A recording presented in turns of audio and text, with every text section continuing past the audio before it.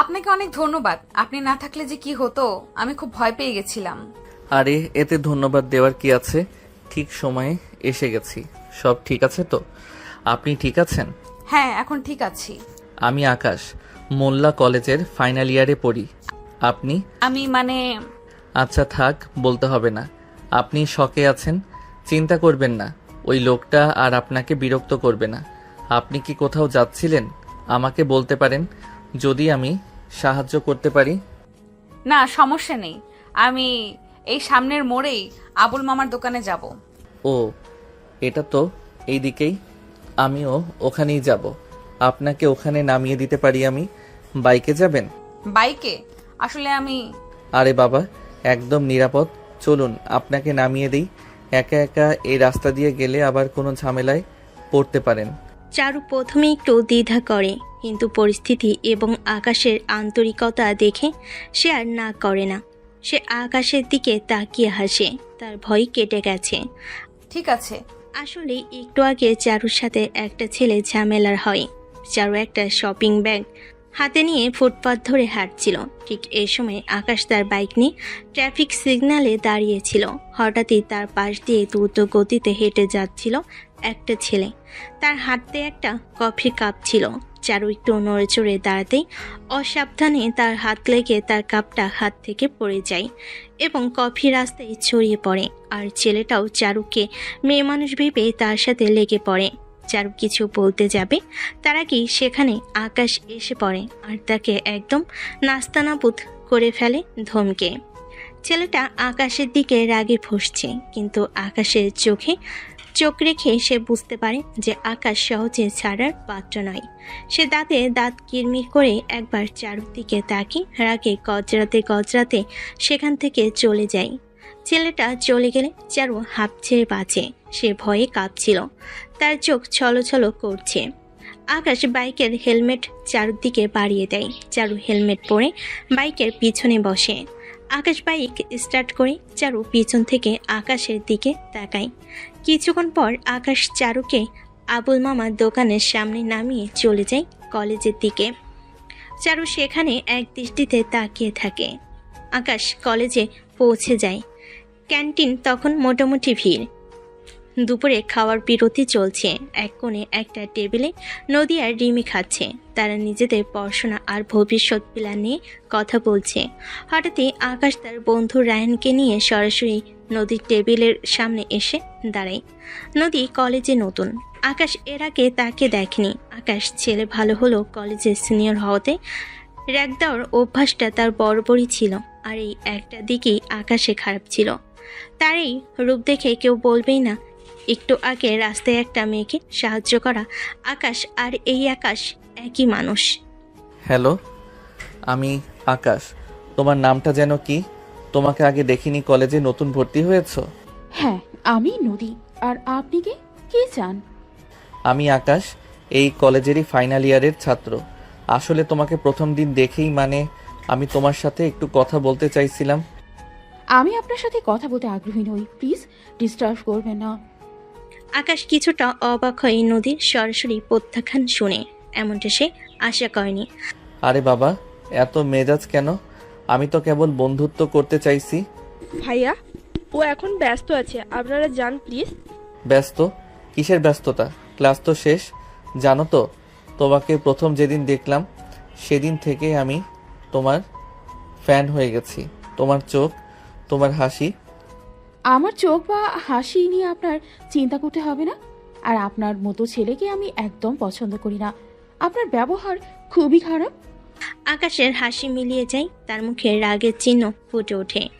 এর আগে তাকে কখনো এভাবে বলার সাহস পায়নি। নদী দেখতে মোটামুটি সুন্দর, তবে আকাশ যে আসলে তার প্রেমে পড়েছে তা না। সে এসেছিল মজা করতে, কিন্তু অপমান হবে বুঝতে পারেনি। ক্যান্টিনের কিছু ছাত্রছাত্রী তাদের দিকে তাকাতে শুরু করেছে। খারাপ ব্যবহার? আমি কেবল আমার অনুভূতিটা প্রকাশ করছি। তুমি কি জানো কত মেয়ে আমার সাথে কথা বলার জন্য লাইন দেয়? আর তুমি? আমি জানি না কারা লাইন দেয়, আর জানতেও চাই না। আপনি প্লিজ আমার থেকে দূরে থাকুন। আপনার এই অনুভূতি আমার কাছে বিরক্তি ছাড়া আর কিছুই মনে হয় না। আকাশের চোখ রাগে লাল হয়ে ওঠে। তার পুরুষত্বে যেন আঘাত লাগে। সে একটু এগিয়ে আসে নদীর দিকে। শোনো, এত বেশি কথা বলো না। আমি কি করতে পারি তুমি জানো না? আমি জানি না, আর আপনিও জানবেন আমি কি করতে পারি। আমার ব্যক্তিগত জীবন নিয়ে আপনি না করাবেন না। ক্যান্টিনের আশেপাশে সবার দৃষ্টি তাদের দিকে। রায়হান আকাশের হাত ধরে টানার চেষ্টা করে। চল দোস্ত, ঝামেলা করিস না। তোমাকে আমি দেখে নেব। এত বড় স্পর্ধা। আকাশ তার বাক্য শেষ করার আগেই নদী আর নিজেকে সামলাতে পারে না। তার ধৈর্যের বাঁধ ভেঙে যায়। সে রাগে আকাশের গালে আঘাত করে। ঠাস করে একটা জোরালো শব্দ হয়। ক্যান্টিনে মুহূর্তে জন্য পিনপতন নীরবতা নেমে আসে। সবাই হতবাক হয়ে তাদের দিকে তাকিয়ে থাকে। আকাশের গালে নদীর হাতের ছাপ স্পষ্ট হয়ে ওঠে। কি, তুই আমাকে চড় মারলি? তোর এত বড় সাহস? আকাশের চোখ দুটো রাগে লাল হয়ে ওঠে। সে ফুঁসছে, তার পুরো শরীর কাঁপছে। সে নদীর দিকে এক পা এগিয়ে আসে, যেন পাল্টা আঘাত করতে চাইছে। হ্যাঁ মেরেছি, আরো মারবো। তুমি আর এক মুহূর্ত আমার সামনে থাকবে না। বের হয়ে যাও আমার সামনে থেকে। আকাশ থমকে দাঁড়ায়। কোনো মেয়ের এমন রূপ সে আগে দেখেনি। তার রাগের সাথে বিস্ময় দেখা যায় মুখে। সে নদীর দিকে হিংস্র দৃষ্টিতে তাকিয়ে থাকে। ক্যান্টিনের উত্তেজনা চরমে পৌঁছায়। রিমি ভয় পেয়ে নদীর হাত চেপে ধরে। চল আকাশ, চল বলছি। আকাশ তাতে দাঁত চেপে নদীকে দেখায় এবং রাগে ফুঁসতে ফুঁসতে রায়হানের সাথে ক্যান্টিন থেকে বেরিয়ে যায়। নদী তখনও কাঁপছে। তার চোখে জল ভরে এসেছে, কিন্তু রাগে শরীর ফেটে যাচ্ছে। ক্যান্টিনের ভেতরে সবাই ফিস করে কথা বলতে শুরু করে। সন্ধ্যা হয়। নদী কলেজ থেকে ফিরে সোফায় হেলান দিয়ে বসে আছে। তার মুখটা চিন্তিত আর কিছুটা বিরক্ত। চারু ঘরে প্রবেশ করে দেখে তার বড় বোন চুপচাপ বসে আছে। চারু আর নদী 1 বছরের ছোট বড়, বলা যায় সমবয়সী। তবে নদী যেখানে পড়ে চারু সেখানে পড়ে না, তাই কেউই জানে না তার যে বোন। চারু তার পাশেই বসে। কি ব্যাপার আপু, আজ কলেজে কিছু হয়েছে নাকি? মুখটা এমন গোমড়া করে রেখেছিস কেন? আর বলিস না, আজ একটা অসভ্য ছেলের পাল্লায় পড়েছিলাম। মেজাজটা খিচড়ে আছে। কোন ছেলে? কে বিরক্ত করছে তোকে? আর বলিস না, আকাশ নামের একটা ছেলে। সেদিন তোকে বলেছিলাম না, একটা ছেলে কলেজে ছাত্রছাত্রীদের র্যাগ দেয়, সেই যে নিজেকে কলেজের ফাইনাল ইয়ারের ছাত্র পরিচয় দেয়। ওর জন্য আজ ক্যান্টিনে কি একটা বিশ্রী অবস্থা হলো। আকাশ? মানে সেই আকাশ? হ্যাঁ, সেই আকাশ। আর কতজন আকাশ আছে কলেজে? ছেলেটা একটা চূড়ান্ত বেয়াদব। কথায় কথায় শুধু বিরক্ত করে। আজ তো আরও জঘন্য কথা বলেছিল। শেষে বাধ্য হয়ে একটা চড় মেরেছি। নদী যখন উত্তেজিত হয়ে কথাগুলো বলছিল, চারুর মুখটা তখন ধীরে ধীরে ফ্যাকাশে হয়ে যাচ্ছিল। তার মনে পড়েছে কয়েকদিন আগের রাস্তার ঘটনা। সে বুঝতে পারছে তার জীবন বাঁচানো সেই ছেলেটা আর নদীর এই বিরক্তিকর ছেলেটা একই ব্যক্তি। কারণ আকাশ বলেছিল সে মোল্লা কলেজের, আর তার বোন নদীও সেই কলেজে পড়ে। তার মানে এইটা সেই আকাশই। তুই ওকে চর মেরেছিস? হ্যাঁ, ওর মতো অসভ্যকে তো চড়ই মারা উচিত। আমি তোকে বলেছিলাম না যে ছেলেটা কি রকম, নিজেকে কিভাবে কে জানে। আমার পিছু লাগা আর অসভ্যতা করা আমাকে বলেছিল। সে নাকি আমাকে প্রথম দেখে পছন্দ করেছে, আর আমার চোখ নাকি সুন্দর। কি ফালতু কথা। নদীর কথা শুনে চারু চুপ হয়ে যায়। সে সকালে ঘটে যাওয়া তার নিজের জীবনে সেই ঘটনার কথা ভাবছে, যেখানে আকাশ তাকে উদ্ধার করেছিল। একজন তাকে জীবন বাঁচাচ্ছে আর অন্যজন তাকে ঘৃণা করছে। একই মানুষ দুটো ভিন্ন রূপে। চারুর মুখে দুষ্টু হাসি ফুটে ওঠে। ও, তাহলে তো তুইও বলতে পারতি ও লাভ ইউ টু। এই কি বলছিস এসব? তুই জানিস না ছেলেটা কি বেয়াদব? লাভ ইউ কেন? ওর নাম করে গালি দিলেও মানায় না। কখনো বলতাম না। ওকে দেখলেই আমার মেজাজ খারাপ হয়ে যায়। এরকম অসভ্য ছেলেকে ভালোবাসার কথা? ইস, অসম্ভব। আমার থেকে 1 হাত দূরে থাকলেই আমি খুশি। চারু এবার হাসতে শুরু করে। নদী অবাক হয়ে চারুর দিকে তাকায়। চারু হাসতে হাসতে প্রায় লুটিয়ে পড়েছে। কি হলো তোর? হাসছিস কেন এভাবে? আমি এত সিরিয়াস কথা বলছি আর তুই হাসছিস? না মানে ভাবছিলাম। কি ভাবছিলি? না কিছু না, শুধু ভাবছিলাম তুই যাতে এত বেয়াদব বলছিস আর যে ছেলেটার গায়ে তুই হাত তুলছিস সেই আমাকে আজ বাঁচিয়েছিল এক বখাটের হাত থেকে। মানে এক মানুষ কিন্তু 2 রূপ। কি অদ্ভুত না? নদীর চোখ দুটো বড় বড় হয়ে যায়, তার মুখটা ধীরে ধীরে বিস্ময়ে ভরে ওঠে। সে চারদিকে তাকিয়ে থাকে, বিশ্বাস করতে পারছে না। কি বলছিস তুই? কে বাঁচিয়েছিল? আকাশ? তুই ওকে চিনিস? কিভাবে বুঝলি সেই ছেলেটা? হ্যাঁ আপু, সেই আকাশ। রাস্তায় যখন একজন বাজে লোক আমাকে বিরক্ত করছিল, সেই আমাকে উদ্ধার করেছিল। আমাকে বাড়ি পর্যন্ত বাইকে করে পৌঁছে দিয়ে গেছে। নাম বলেছিল আকাশ। তোর কলেজেরই ফাইনাল ইয়ার। তাহলে তো সেই, তাই না? হ্যাঁ সেই তো, কিন্তু তোর কাছে সে বেয়াদব, কিন্তু আমার কাছে সে একজন হিরো। নদী হতবাক হয়ে চারদিকে তাকিয়ে থাকে। তার রাগের জায়গায় এখন এক মিশ্র অনুভূতি, যেখানে রাগ, বিস্ময় আর কিছুটা বিব্রতবোধ কাজ করছে।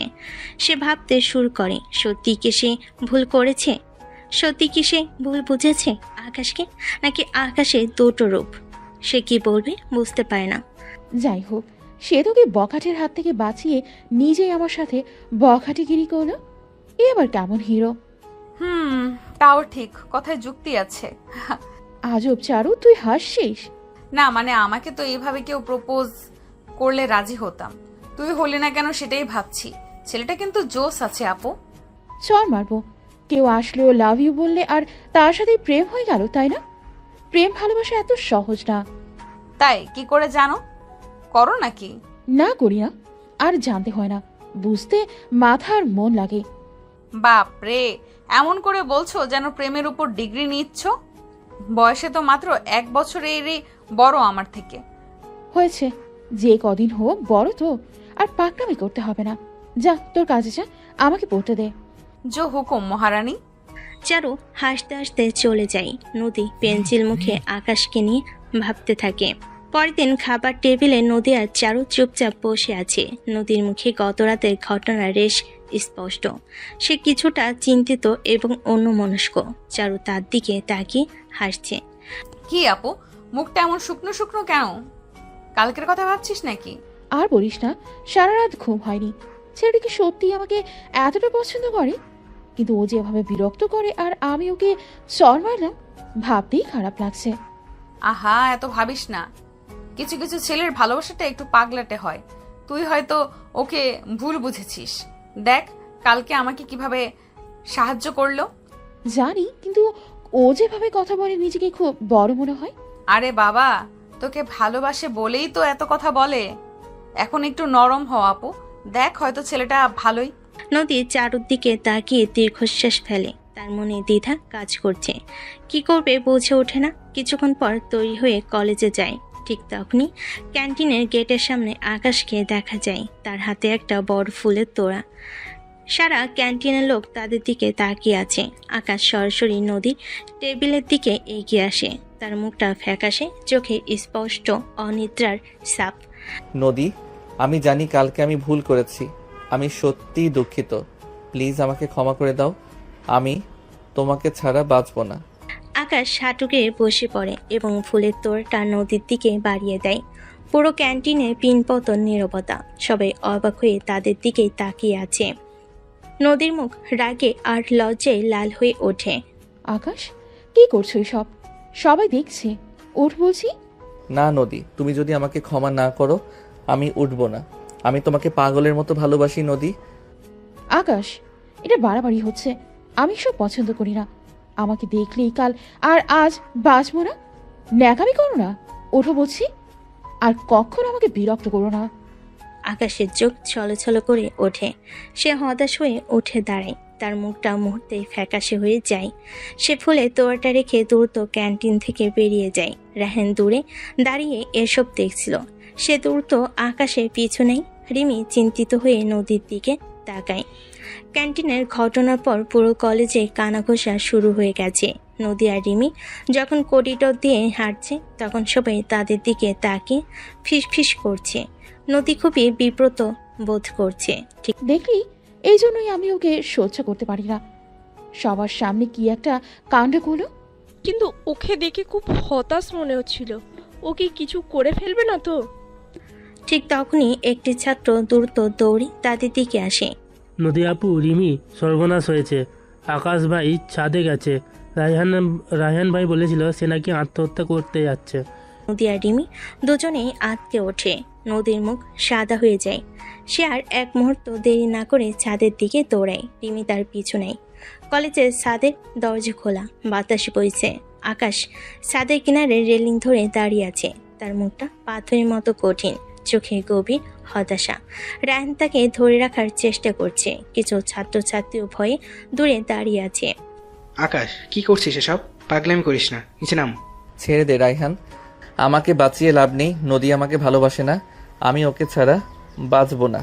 ঠিক তখনই নদী দৌড়ে ছাদে প্রবেশ করে। রিমিও তার পেছনে। আকাশের দিকে তাকিয়ে নদীর বুক ধরফর করে ওঠে। আকাশ থামো, কি করছো এসব? আকাশ পেছন ফিরে তাকায়। নদীকে দেখে তার চোখে এক ঝলক আশা জ্বলে ওঠে, কিন্তু পরক্ষণেই তা নিভে যায়। তুমি আমাকে ঘৃণা করো নদী, আমি জানি, তাই আমার বেঁচে থাকার কোনো মানে নেই। আকাশ একবার রেলিংয়ের দিকে বাড়ে। নদী আর এক মুহূর্ত চিন্তা করে না। তার হৃদয়ে এক অদ্ভুত টানাপোড়েন শুরু হয়। তার ভিতরে রাগ আর অভিমান মিলিয়ে গিয়ে এক গভীর ভয় আর ভালোবাসা জেগে ওঠে। সে দ্রুত আকাশের দিকে ছুটে যায়। দৌড়ে গিয়ে আকাশকে পেছন থেকে জড়িয়ে ধরে। তার গলা কাঁপছে, কান্না চলে আসে। না আকাশ, না, আমি তোমাকে ঘৃণা করি না। আমি তোমাকে ভালোবাসি আকাশ, প্লিজ এমন কিছু করো না। নদীর কথা শুনে আকাশ থমকে যায়। তার শরীর শক্ত হয়ে আসে। সে ধীরে ধীরে নদীর দিকে ঘোরে। তার চোখে অবিশ্বাস। রায়হান আর অন্যরা হতবাক। কি বললে তুমি? তুমি তুমি আমাকে ভালোবাসো? হ্যাঁ আকাশ, ভালোবাসি। আমি জানি তুমি একটু অদ্ভুত, কিন্তু তুমি আজকে ভালোবাসো, সেটা আমি বুঝতে পারছি। আমি তোমার পাগলামিতে রাখলেও তোমাকে হারানোর ভয়টা তার চেয়ে বেশি। প্লিজ নিচে নামো। আকাশে চোখ দিয়ে জল গড়িয়ে পড়ে। সে ধীরে ধীরে রেলিং থেকে সরে আসে এবং নদীর দিকে পুরোপুরি ঘোরে। তার চোখে এখন আশা আর আনন্দ। রিমি আর রায়হান স্বস্তির নিঃশ্বাস ফেলে। চারপাশে দাঁড়িয়ে থাকা ছাত্রছাত্রীরাও যেন হাঁপ ছেড়ে বাঁচে। নদী, আমি বিশ্বাস করতে পারছি না।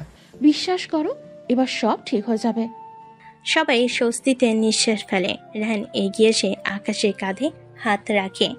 রিমিও হাসি মুখে তাদের দিকে তাকিয়ে থাকে। ছাদের উপর থেকে যেন এক ভারী মেঘ সরে যায়। সূর্যের আলো যেন আরো উজ্জ্বল হয়ে ওঠে। সেদিন সন্ধ্যাবেলায় চারু সোফায় বসে বই পড়ছিল। নদী ঘরে প্রবেশ করে। তার মুখে অনাবিল হাসি। সে যেন মেঘমুক্ত আকাশ। তার চোখে মুখে আনন্দের ঝলক। কি ব্যাপার আপু, আজ এত খুশি কেন? কি হয়েছে? উফ, কিছু না। কিছু তো একটা হয়েছে, তোর মুখ দেখেই বোঝা যাচ্ছে। নিশ্চয়ই সেই আকাশের সাথে কিছু একটা। এই একদম বাজে কথা বলবি না। আমি তো কিছু বলিনি, কিন্তু তোর হাসি তো সব বলে দিচ্ছে। সত্যি করে বল না আপু, কি হয়েছে? নদী হাসে, কিন্তু কিছুতেই মুখে ফোটে না। সে শুধু চারুকে ধাক্কা দিয়ে পাশ কাটিয়ে নিজের ঘরে চলে যায়। চারু তার যাওয়ার দিকে তাকিয়ে হাসে। তার মনে হয় সব ঠিক হয়ে গেছে। পরদিন কলেজের করিডোরে বেশ জমজমাট। ছাত্রছাত্রীরা ক্লাস শুরুর আগেই আড্ডা দিয়েছে। হঠাৎ আকাশ তার বন্ধু রায়হানকে নিয়ে করিডোরে মাঝামাঝি এসে দাঁড়ায়। আকাশকে দেখে সবাই অবাক হয়। তার চোখে মুখে দৃঢ়তা। সে চারপাশে তাকিয়ে নদীকে খোঁজে। নদী তার বন্ধু রিমির সাথে করিডোর ধরে হাঁটছিল। আকাশ নদীকে দেখতে পেয়ে তার দিকে এগিয়ে যায়। নদী, আমি তোমাকে বিয়ে করতে চাই, আজই, এক্ষুনি। নদী হতবাক হয়ে যায়। তার চোখে বিস্ময়। রিমিও তার পাশে থাকা অন্য ছাত্রছাত্রীরাও চমকে ওঠে। আকাশ, কি বলছো এসব? পাগলামি করো না, সবাই দেখছে। আমি কোনো পাগলামি করছি না নদী, আমি তোমাকে ভালোবাসি আর তোমাকে এক্ষুনি আমার করে নিতে চাই। কিন্তু আমার মা বাবা, এটা কিভাবে সম্ভব? তারা কিছুতেই মানবে না। তোমাকে রাজি হতেই হবে নদী, আমি আর অপেক্ষা করতে পারবো না। তুমি আমাকে ভালোবাসো, তাই না? নদীর চোখে জল এসে যায়। একদিকে সমাজের ভয়, অন্যদিকে আকাশের চাপ। সে কর্তব্য বিমূঢ় হয়ে পড়ে। কি করবে বুঝে না, আর কল্পনাই করতে পারে না আকাশ এখনই এসব চিন্তা ভাবনা করেছে। কিন্তু এভাবে। হ্যাঁ, এভাবেই। এখন তোমার সিদ্ধান্ত। নদী আশেপাশে তাকায়। সবাই তাদের দিকে তাকিয়ে আছে। সে অসহায় বোধ করে। একদিকে আকাশের ভালোবাসা, অন্যদিকে পারিবারিক আর সামাজিক চাপ। ঠিক আছে, আমি রাজি।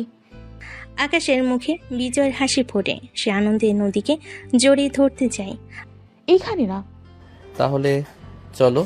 আকাশ দ্রুত কয়েকজন বন্ধুকে সাক্ষী রেখে কাজী অফিসে যায়। সেখানে তারা একটি ছোটখাটো বিয়ের আয়োজন করে। রায়হান ও রিমি অবাক হলো পরিস্থিতির চাপে চুপ থাকে। কিছুক্ষণের মধ্যেই তাদের বিয়ে সম্পূর্ণ হয়। নদী মুখে রুমাল চেপে কাঁদে, তার চোখে আনন্দ ও ভয় মেশানো। আকাশ তাকে সান্ত্বনা দেয়। বিয়ে শেষে আকাশ নদীকে বলে, নদী, চিন্তা করো না, আমি আছি। যাই হোক, আজ বাসায় যাও। আমরা যেভাবে আছি সেভাবে চলতে থাকি। তারপর সময় হলে পরিবারকে জানাবো। তোমার সমস্যা নেই তো? না না, এটাই ভালো হবে। আমিও চাই না আমার বাবা মা জানুক, কিন্তু আকাশ, বিয়েটা তো পরিবার নিয়েও আমরা করতে পারতাম, লুকিয়ে কেন? আমি চাই না তোমার বাবা মা বা আমার বাবা মা কোনো কারণে আমাদের আলাদা করে দিক। তারা যদি সম্পর্ক জানে না মানে, তখন আমাদের বিয়ের কথা বলে দিলে ঠিক মানবে। আমি তোমাকে আমার করে নিলাম, এখন আর ভয় নেই। নদী আকাশে ভালোবাসা দেখে তাকে জড়িয়ে ধরে। একটু পর সবাই যে যার বাসায় চলে যায়। রাতে বাসে গিয়ে নদী আনন্দে ঘুমাতে পারে না। চারু বিষয়টা লক্ষ্য করে কিন্তু কিছু বলে না। পরদিন সকালে কলেজ গেটের সামনে ভিড় লেগে আছে। সবাই ফিসফিস করে কথা বলছে। আকাশ গেটের সামনে গম্ভীর মুখে দাঁড়িয়ে আছে। তার পাশে রায়হান। নদী রিমিকে নিয়ে কলেজে প্রবেশ করতে আকাশ তাকে ইশারা করে ডাক দেয়। নদী কিছুটা লজ্জা নিয়ে আকাশের কাছে আসে। তার মুখে নববধূর লাজুক হাসি। শোনো সবাই, আমি আকাশ আর এ হলো নদী। গতকাল আমরা বিয়ে করেছি। আশেপাশের ছাত্রছাত্রীরা অবাক হয়। কেউ কেউ অভিনন্দন জানায়। নদী লজ্জায় মাটির সাথে মিশে যেতে চায়। আকাশ, কি বলছো এসব? সবাই দেখছে, এগুলো সবাইকে জানানোর কি দরকার আছে? আকাশ হঠাৎ করে নদীর হাত ঝাটকা দিয়ে সরিয়ে দেয়। তার মুখে হিংস্র হাসি ফুটে ওঠে। তার কণ্ঠস্বর কঠোর। তো গতকাল বিয়ে করেছি আর আজ আমি ওকে তালাক দিচ্ছি? মুহূর্তেই পুরো কলেজ গেটে পিনপতন নীরবতা। ছাত্রছাত্রীরা অবাক হয়ে যায়। রিমি হতভম্ব হয়ে নদীর দিকে তাকায়। নদীর মুখে হাসি মিলিয়ে যায়। তার চোখ ছানা বড়া হয়ে যায়। সে বিশ্বাস করতে পারছে না আকাশ কি বলছে। আকাশ, কি বলছো সব? তুই তো আমাকে ভালোবাসো। ভালোবাসা? হা, মনে আছে প্রথম দিন তুই আমাকে ক্যান্টিনে চর মেরেছিলি। আমার সে অপমানের প্রতিশোধ নিলাম। আকাশের এই কথায় নদীর মাথা ঘুরে যায়। তার পৃথিবী যেন এক মুহূর্তে ভেঙে পড়ে। নদী আকাশের দিকে এগিয়ে গিয়ে কান্না জড়িত কণ্ঠে বলে ওঠে, আকাশ, তুমি তুমি আমার সাথে এমন করলে আমার বিশ্বাস হচ্ছে না। তুমি মজা করছো, তাই না? আমাকে ধোকা দিতে পারো না, এটা তুমি করতে পারো না। হ্যাঁ, করেছি। আর এখন থেকে তুই আমার স্ত্রীও নস। আমি সম্পূর্ণ হুঁশ অবস্থায় কলেজের সকলের সামনে তোকে তালাক দিচ্ছি। তালাক, তালাক, তালাক। আকাশ আর এক মুহূর্ত সেখানে দাঁড়ায় না। সে রাহানের দিকে তাকিয়ে ইশারা করে এবং দ্রুত কলেজ থেকে বেরিয়ে যায়। রাহান হতবাক হয়ে নদীর দিকে একবার তাকিয়ে আকাশের পিছু নেয়। নদী যেন বুঝতে পারে না দুদিনে কি থেকে কি হয়ে গেল। সব যেন দুঃস্বপ্নের মতো লাগছে। সে বসে পড়ে। নদীর চোখ দিয়ে অঝরে জল পড়ছে। সে থরথর করে কাঁপছে। আশেপাশে সব ছাত্রছাত্রীরা ফিসফিস করে কথা বলছে। কেউ কেউ বিদ্রুপের হাসি হাসছে। রিমি ছুটে এসে নদীকে ধরে। নদী, শান্ত হ। নদী রিমিকে ধাক্কা দিয়ে সরিয়ে দেয়। তার চোখে গভীর হতাশা আর অপমান। না, আমি আর সহ্য করতে পারছি না। নদী পাগলের মতো কলেজ থেকে দৌড়ে বেরিয়ে যায়। রিমি তার পেছনে নদী নদী বলে চিৎকার করে। রাত গভীর। শহরের এক নির্জন প্রান্তে, যেখানে জনমানুষের আনাগোনা নেই। রাস্তার ল্যাম্পপোস্টের আবছা আলোয় একটি সেতু রেলিং দেখা যাচ্ছে। নদী হাঁপাতে হাঁপাতে সেখানে এসে পৌঁছায়। তার পোশাক এলোমেলো, চোখে জল, মুখে হতাশা আর অপমানের ছাপ। তার বাবা মার মুখ ভেসে ওঠে, সমাজের বিদ্রুপ ভেসে ওঠে। সে আর সইতে পায় না। না, আর সহ্য করতে পারছি না। সে রেলিং ধরে দাঁড়ায়। নিচে অন্ধকার জলরাশি। তার চোখে এখন কেবল মুক্তি পাওয়ার আকুতি। সে রেলিংয়ের ওপর দিয়ে নিজের শরীরটা ভাসিয়ে দেয় গভীর অন্ধকারের দিকে। জলের ছলাৎ শব্দে তার শেষ আর্তনাদ মিলিয়ে যায়। তারপর কোনোদিন আর কেউ নদীর খোঁজ পায়নি। কলেজে সেই ঘটনাটা একটা চাপা গুঞ্জন হয়ে থেকে যায়। তার পরিবার, চারু বা তার বন্ধুরা কেউ কোনোদিন জানতে পায়নি। সে কথাই হারিয়ে গেল। সন্ধ্যা গড়িয়ে রাত গভীর। নদীর পানি নদীর বাড়িতে তার বাবা মা এবং চারুর চরম উৎকণ্ঠা নিয়ে বসে আছেন। নদীর কোনো খোঁজ নেই, সবার মুখে উদ্বেগ আর ভয় স্পষ্ট। ফোন বেজে চলেছে, কিন্তু কোনো আসার খবর আসছে না। ওগো, নদী এখনো ফিরলো না কেন? কোথায় গেল মেয়েটা? ফোনও ধরছে না। থানা, হাসপাতাল সব জায়গায় ফোন করেছি। রিমির বাড়িতেও ফোন করেছিলাম, কেউ কিছু বলতে পারছে না। কোথায় গেল মেয়েটা? আজ কোথায় গেল মা? ওর কি কিছু হয়ে গেল?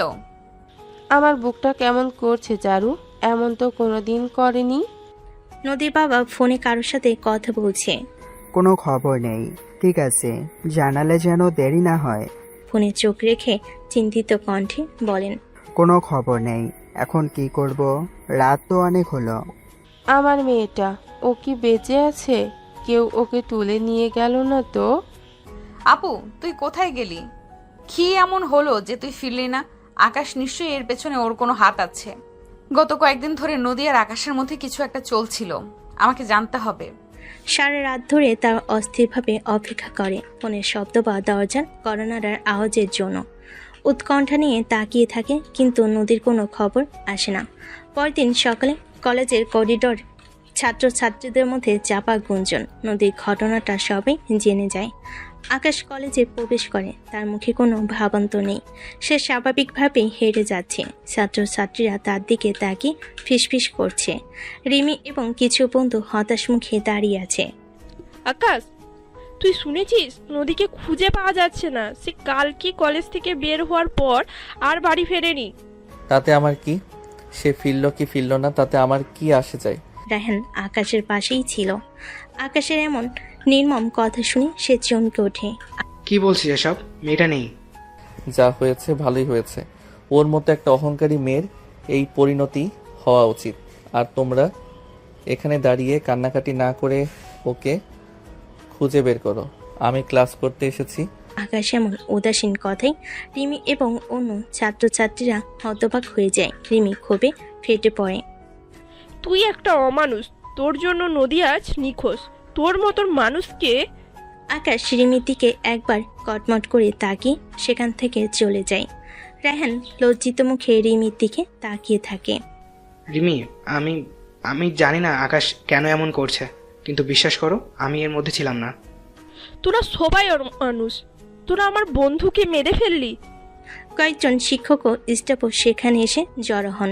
তারা পরিস্থিতি বোঝার চেষ্টা করছেন। বেলা গড়িয়ে বিকেল। চারু কলেজে আসে। তার মুখে স্পষ্ট উদ্বেগ। সে সরাসরি রিমির খোঁজে যায়। রিমিকে দেখে সে দ্রুত তার কাছে ছুটে যায়। রিমি তখনও হতাশ মুখে বসে আছে। রিমি, আপু কোথায়? তোরা কিছু জানিস? মা বাবা তো ভীষণ চিন্তায়। চারু, তোর আপু আর ফিরবে না রে। কি বলছিস? কি হয়েছে? আকাশ, তোর আপুকে সবার সামনে বিয়ে করলো, আর তার পরের দিনই সবার সামনে তালাক দিল। বললো এটা নাকি প্রতিশোধ। তোর আপু অপমান সইতে না পেরে কলেজ থেকে দৌড়ে পালালো। তারপর থেকে ওর কোনো খোঁজ নেই। চারু স্তব্ধ হয়ে যায়। তার মাথায় আকাশ ভেঙে পড়ে। আকাশ এমন একটা কাজ করতে পারে তা সে কল্পনাও করতে পারেনি। তার মনে পড়ে তার আপু সেই হাসি মুখ যখন সে বলেছিল আকাশকে সে ভালোবাসে। সে ঠিকই আন্দাজ করেছিল আকাশই এসবের জন্য দায়ী। আকাশ সে এমন করেছে? হ্যাঁ, সেই অমানুষের জন্যই আজ তোর আপু নেই। চারুর চোখে প্রতিশোধের আগুন জ্বলে ওঠে। সে রিমিকে ছেড়ে দ্রুত কলেজ থেকে বেরিয়ে যায়। তার মনে তখন কেবল একটাই চিন্তা, নদীকে খুঁজে বের করা। সে সোজা থানায় যায়। চারু হতাশ মুখে একটি চেয়ারে বসে আছে। একজন পুলিশ অফিসার তার সামনে এসে বসেন। চারুর ফোনটা তার হাতে। আপনার নাম চারু, নদীর ছোট বোন? জি স্যার। আমার আপু, কোনো খবর পেলেন? পুলিশ অফিসার চারদিকে একটা ফোন এগিয়ে দিয়ে বলে, দেখুন, আমরা দুঃখিত। আজকে সকালে শহরের এক নির্জন সেতু থেকে একজন তরুণের মৃতদেহ উদ্ধার করা হয়েছে। তার কাছে আপনার ফোন নম্বর পাওয়া গেছে। চারু ফোনটা হাতে নেয়। তার হাত কাঁপছে। তার চোখে জল ভরে আসে। তার মনে কোনো সন্দেহ থাকে না যে এটা তার নদী আপুই। তার জগৎ যেন এক মুহূর্তেই অন্ধকার হয়ে যায়। তার বুক ফেটে কান্না আসে, কিন্তু সে নিজেকে শক্ত রাখে। নদী, আমার আপু। হ্যাঁ, আইডেন্টিফাই করার জন্য আপনাকে একবার যেতে হবে। চারু মাথা নাড়ে, তার সারা শরীর কাঁপছে। সে আর কিছু বলতে পারে না। তার মনে তখন শুধু আকাশের মুখটা ভেসে ওঠে। চারুর বাড়ির ঘর। রাত নেমে এসেছে। চারু বিছানায় নিশ্চুপ বসে আছে। তার চোখ ফোলা, কিন্তু মুখে কোনো কান্না নেই। তার হৃদয়ে শোকের পাশাপাশি প্রতিশোধের এক শীতল আগুন জ্বলছে। এই ভয়ানক সত্যটা সে কাউকে জানেনি। সে জানে এই খবর তার বাবা মাকে ভেতর থেকে শেষ করে দেবে। তারা জানলেই মরে যাবে। নিখোঁজ জেনে আশায় বুক বেঁধে থাকুক, তাও মৃত না জানুক। সে নিজের মনে মনে প্রতিজ্ঞা করে, আপু, তোকে আমি এভাবে যেতে দেব না। তোকে যারা কষ্ট দিয়েছে তাদের আমি ছাড়বো না। আকাশ, তুই আমার আপুর জীবন কেড়ে নিয়েছিস। তোর জীবন আমি জাহান্নাম বানিয়ে দিব। আমার কাছে কোনো প্রমাণ না থাকলেও আমি জানি এটা তোর কাজ। চারুর চোখে প্রতিশোধের ঝলক দেখা যায়। সে জানে এই পথ সহজ নয়, কিন্তু সে নদীর জন্য যে কোনো কিছু করতে প্রস্তুত। সে মনে মনে শপথ নেয় যে সে এই অপমানের প্রতিশোধ আকাশের কাছ থেকে নেবেই। এই ভয়ঙ্কর সত্যটা সে নিজের মধ্যেই লুকিয়ে রাখে। কলেজের করিডোরে ছাত্রছাত্রীদের স্বাভাবিক আনাগোনা। গতদিনের দুর্ঘটনার রেশ এখনও কাটেনি।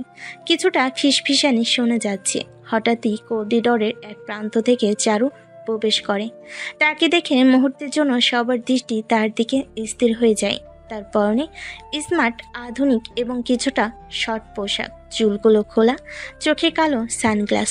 তার হাঁটার ভঙ্গিতে আত্মবিশ্বাস এবং আকর্ষণীয় একটা ভাব, যে কেউ দেখলে ফিদা হয়ে যাবে। নদীর কলেজ হলো চারু এখানে একবার বা দুবার এসেছে। তখন স্বাভাবিকভাবে আশায় তেমন কেউ খেয়াল করেনি। আরে, এই মেয়েটা কে রে? নতুন নাকি? বাব্বা, কি স্টাইলিশ! কলেজের সবচেয়ে সুন্দরী। চারু নির্লিপ্ত ভঙ্গিতে হেঁটে যাচ্ছে। তার চোখে মুখে কোনো ভাবান্তর নেই, যেন সে এসব প্রশংসায় অভ্যস্ত। তার লক্ষ্য শুধু আকাশ। সে চারিদিকে তাকিয়ে আকাশকে খোঁজে। ঠিক তখনই আকাশ রায়হানকে নিয়ে করিডোর দিয়ে হাঁটছিল। আকাশের চোখ যখন চারুদিকে পড়ে, সে থমকে যায়। তার চোখগুলো বড় বড় হয়ে যায়। সে চারুকে রাস্তায় দেখেছিল, কিন্তু এতদিন পর চারুকে তার মনে নেই। আর চারুর বর্তমান সাজসজ্জা দেখে তো আরও আগে মনে থাকার কথা না। তবে চারুকে দেখার পর সাথে সাথে তার মনে ঝড় উঠে যায়। কেমন অদ্ভুত লাগে নিজের ভেতর। এই অনুভূতি এর আগে কখনো কোনো মেয়েকে দেখে হয়নি ওর। আকাশ রায়হানের কনুই ধরে উত্তেজিত কণ্ঠে বলে, কে রে এই মেয়ে? আগে তো দেখিনি। উফ, কি দারুণ। আমিও চিনি না, নতুন কেউ হবে হয়তো, কিন্তু দেখতে তো সত্যি অসাধারণ। অসাধারণ মেয়ে? অসাধারণ মানে? চোখ ফেরাতে পারছি না। একে আমার চাই। দেখবি, একে আমি পটাতেই পারবো। চারু তাদের পাশ দিয়ে চলে যায়। সে আকাশের দিকে একবারও তাকায় না। চারুর এমন আচরণে আকাশের মনে ধাক্কা লাগে। সে যেন আরো ফিদা হয়ে যায়। সে চারুর চলে যাওয়ার পথের দিকে তাকিয়ে থাকে, তার চোখে মুগ্ধতা। ক্যান্টিন তখন বেশ সরগরম। চারু একা কোণে একটি টেবিলে বসে আছে। তার পাশে রাখা নতুন বই খাতা, তার ফোনটা হাতে, যেন কারোর অপেক্ষায় আছে। তার চারপাশে অনেক ছেলে ভিড় জমিয়েছে। সবাই তার সাথে কথা বলার চেষ্টা করছে। চারু সবাইকে উপেক্ষা করছে। হ্যালো, আমি রাতুল। আপনার নামটা যদি বলতেন। নতুন ভর্তি হয়েছেন? চারু। কি মিষ্টি নাম। আমি আপনার সাথে একটু বসতে পারি? না। চারুর এমন প্রত্যাখ্যান সত্ত্বেও ছেলেরা সহজে সরে যেতে চায় না। তারা আরও কাছাকাছি আসার চেষ্টা করে। ঠিক এ সময় আকাশ রায়হানকে নিয়ে ক্যান্টিনে প্রবেশ করে। চারুর চারপাশে ছেলেদের ভিড় দেখে তার মেজাজ বিগড়ে যায়। কি হচ্ছে এখানে? সব সরে যা। আকাশের কণ্ঠস্বর শুনে ছেলেরা কিছুটা ইতস্তত করে। আকাশের প্রভাব কলেজে কম নাই, তাই তারা ধীরে ধীরে সরে যায়। আকাশ চারু টেবিলের সামনে এসে দাঁড়ায়। হ্যালো, আমি আকাশ, ফাইনাল ইয়ারের ছাত্র। তোমাকে প্রথম দেখছি কলেজে। চারু আকাশের দিকে শান্ত চোখে তাকিয়ে, মুখে কোনো হাসি নেই, কঠিন স্বরে বলে, জানি। আকাশ কিছুটা অপ্রস্তুত হয় চারুর এমন অদ্ভুত আচরণে আর কঠিন জবাবে। নিজেকে সামলে নিয়ে বলে, আমি তোমাকে প্রথম দেখেছি করিডোরে। তোমার স্টাইল, তোমার লুক অসাধারণ। তোমার সাথে একটু কথা বলতে চাইছিলাম। কেন? কারণ তোমার মতো মেয়েকে আমি আগে দেখিনি, আর আমার মনে হয় আমাদের মধ্যে একটা ভালো বন্ধুত্ব হতে পারে। চারু ঠোঁটের কোণে বাঁকা হাসি এনে বলে, বন্ধুত্ব নাকি অন্য কিছু? আমার তো মনে হয় না। আকাশের হাসি মিলিয়ে যায়, তার আত্মসম্মানে আঘাত লাগে। এত মেয়ে তার পেছনে ঘোরে, আর এই মেয়ে তাকে পাত্তা দিচ্ছে না, এটাই তাকে আরো বেশি আকর্ষণ করে। আরে বাবা, এত মেজাজ কেন? আমি তো কেবল... ঠিক এই সময় রিমি ক্যান্টিনে প্রবেশ করে। চারুকে দেখে তার চোখ বড় হয়ে যায়। চারু তাকে দেখে হালকা ইশারা করে। রিমি হতভম্ব হয়ে এগিয়ে আসে। চারু উঠে রিমির দিকে যায়। চারু, তুই এখানে? হ্যাঁ রিমি, আমি ভর্তি হয়েছি এই কলেজে। এখন থেকে তো তোর সাথেই থাকবো। আকাশ অবাক হয়ে চারু আর রিমির দিকে তাকিয়ে থাকে। রিমি নদীর বন্ধু ছিল, এই নতুন মেয়েটাও তার বন্ধু। কি তুমি ওকে চেনো? হ্যাঁ, ও আমার বন্ধু। কোনো সমস্যা? আকাশের মুখ ফ্যাকাশে হয়ে যায়, তার চোখে এক ঝলক ভয় দেখা যায়, যা সে দ্রুত গোপন করে ফেলে। না না, কোনো সমস্যা নেই, আমি পরে কথা বলছি। আকাশ দ্রুত সেখান থেকে সরে যায়। রায়হানও অবাক হয়ে তাদের দিকে তাকিয়ে থাকে। রিমি চারুর দিকে তাকিয়ে থাকে, তার চোখে হাজারো প্রশ্ন। আকাশ চলে যাওয়ার পর রিমি চারুকে নিয়ে ক্যান্টিনের একটি নির্জন কোণে যায়। রিমি তখনও হতবাক। চারু, তুই এসব কি করছিস? তুই এখানে কেন? তুই যে নদীর বোন, সেটা আকাশ জানলে কি হবে? আমি জানি রিমি, আমি তো এটাই চেয়েছিলাম। আমি এখানে এসেছি প্রতিশোধ নিতে। প্রতিশোধ? কিসের প্রতিশোধ? আপুর মৃত্যুর প্রতিশোধ। আকাশ আমার আপুর জীবন কেড়ে নিয়েছে, ওকে আমি ছাড়বো না। কি বলছিস তুই? নদী মারা গেছে? হ্যাঁ রিমি, কাল রাতে আপু আত্মহত্যা করেছে। পুলিশ খবর দিয়েছে, কিন্তু মা বাবা আমি এখনো কিছু বলিনি। তাদের আমি ভেঙে পড়তে দিব না। রিমির চোখে জল চলে আসে, সে কষ্টে চারুকে জড়িয়ে ধরে। ও মাই গড, আপু, এমনটা হতে পারে না। এমনটাই হয়েছে, আর এর জন্য দায়ী শুধু আকাশ। ও ভেবেছে আমাকে এইভাবে অপমান করে আমার আপুকে শেষ করে দিবে, কিন্তু ও জানে না আমি আপুর প্রতিশোধ নিতে এসেছি। কিন্তু কিভাবে? খুব সহজ, আমি জানি আকাশ কি চায়। আমি ওকে আমার রূপে পাগল করে দেব। ও আমার প্রেমে এতটাই ডুবে যাবে যে নিজেকে সামলাতে পারবে না। তারপর আমি ওকে এমন একটা আঘাত দেব যা ওর জীবনে চরম সর্বনাশ বয়ে আনবে। ওকে দিয়ে এমন কিছু করাবো যা ওকে শেষ করে দিবে। কিন্তু চারু, এটা খুব বিপজ্জনক হবে। আকাশ খুব চালাক। জানি, কিন্তু আপুর জন্য আমি সব করতে রাজি। তুই শুধু আমার সাথে থাকবি। আমি আকাশকে এমন ভাবে ফাঁসাতে চাই যেন ও কোনো দিন মাথা তুলে দাঁড়াতে না পারে। ও যেমন আমার আপুর জীবন কেড়ে নিয়েছে, আমি ওর জীবনটা নরক বানিয়ে দেব। রিমি চারুর মুখের দিকে তাকিয়ে থাকে। চারুর চোখে যে জেদ আর প্রতিশোধের আগুন, তাতে সে কিছুটা ভয় পায়, কিন্তু নদীর প্রতি তার ভালোবাসাও কম না। সে বুঝতে পারে চারু একা এটা করতে পারবে না। ঠিক আছে চারু, আমি তোর সাথেই আছি। তোর আপুর জন্য আমি সব করব। ধন্যবাদ রিমি। এবার দেখবি কেমন করে আমি আকাশের জীবনটা শেষ করে দেই। ও নিজেই আমার জালে ফেসে যাবে। চারুর মুখে এক শীতল হাসি ফুটে ওঠে। তার চোখে এখন কেবল প্রতিশোধের নেশা। সে জানে এর লড়াই তাকে জিততে হবে, নদীর অপমানের প্রতিশোধ নিতে হবে। পরের দিন কলেজের ক্যান্টিন। সকালের নাস্তার বিরতি চলছে। চারু রিমিকে নিয়ে একটা টেবিলে বসে আছে। চারু এত দারুণভাবে সেজে এসেছে যা সবার নজর কাড়ছে। সে স্মার্ট পোশাক পরেছে এবং তার আত্মবিশ্বাসী ভাবের কারণে সবাই তাকে নিয়ে আলোচনা করছে। ছাত্ররা ফিসফিস করে কথা বলছে, অনেকে চারুর দিকে তাকিয়ে আছে। দেখছিস নতুন মেয়েটা কি সুন্দরী, একদম মডেল। আকাশ ভাই তো পুরো পাগল হয়ে গেছে ওর জন্য। এ আর নতুন কি, নদী আপুকে দেখতে একই কাজ করেছিল। আরে ওইটা প্রতিশোধ ছিল, জানিস না? আর ওই মেয়েটার বেলায় ভিন্ন, দেখেই বোঝা যায়। কে জানে বাবা, কি হচ্ছে কলেজে কিছুই বুঝি না। কথা বলতে বলতে আকাশ ক্যান্টিনে প্রবেশ করে। তার হাতে একটি বড় ফুলের তোড়া, তাতে লাল গোলাপ। তার চোখে মুখে এক ধরনের উত্তেজনা। সে সরাসরি চারুর টেবিলের দিকে এগিয়ে যায়। তার পিছনে রায়হান। চারু, কেমন আছো? তোমার জন্য। আকাশ ফুলের তোড়াটা চারুর দিকে বাড়িয়ে ধরে। চারু এক পলক তাকিয়ে মুখ ফিরিয়ে নেয়, যেন আকাশকে দেখেনি। চারু ঠান্ডা গলায় রিমির দিকে তাকিয়ে বলে, রিমি, তোর কফি শেষ হলে চল, আমার ক্লাস আছে। আকাশের হাসি মিলিয়ে যায়। প্রথম থেকে মেয়েটা এক প্রকার তাকে নীরব অপমান করছে, তো অপমান সহ্য করেও সে চারুর জন্য পাগলামি করছে, আর চারু তাকে পাত্তা দিচ্ছে না। চারু, আমি তোমার সাথে একটু কথা বলতে চেয়েছিলাম। কালকে তুমি এভাবে চলে গেলে। আমার কোনো কথা নেই, আর আপনার সাথে কথা বলার মতো সময়ও আমার নেই। আকাশ হতাশ হয়, কিন্তু তার জেদ আরও বেড়ে যায়।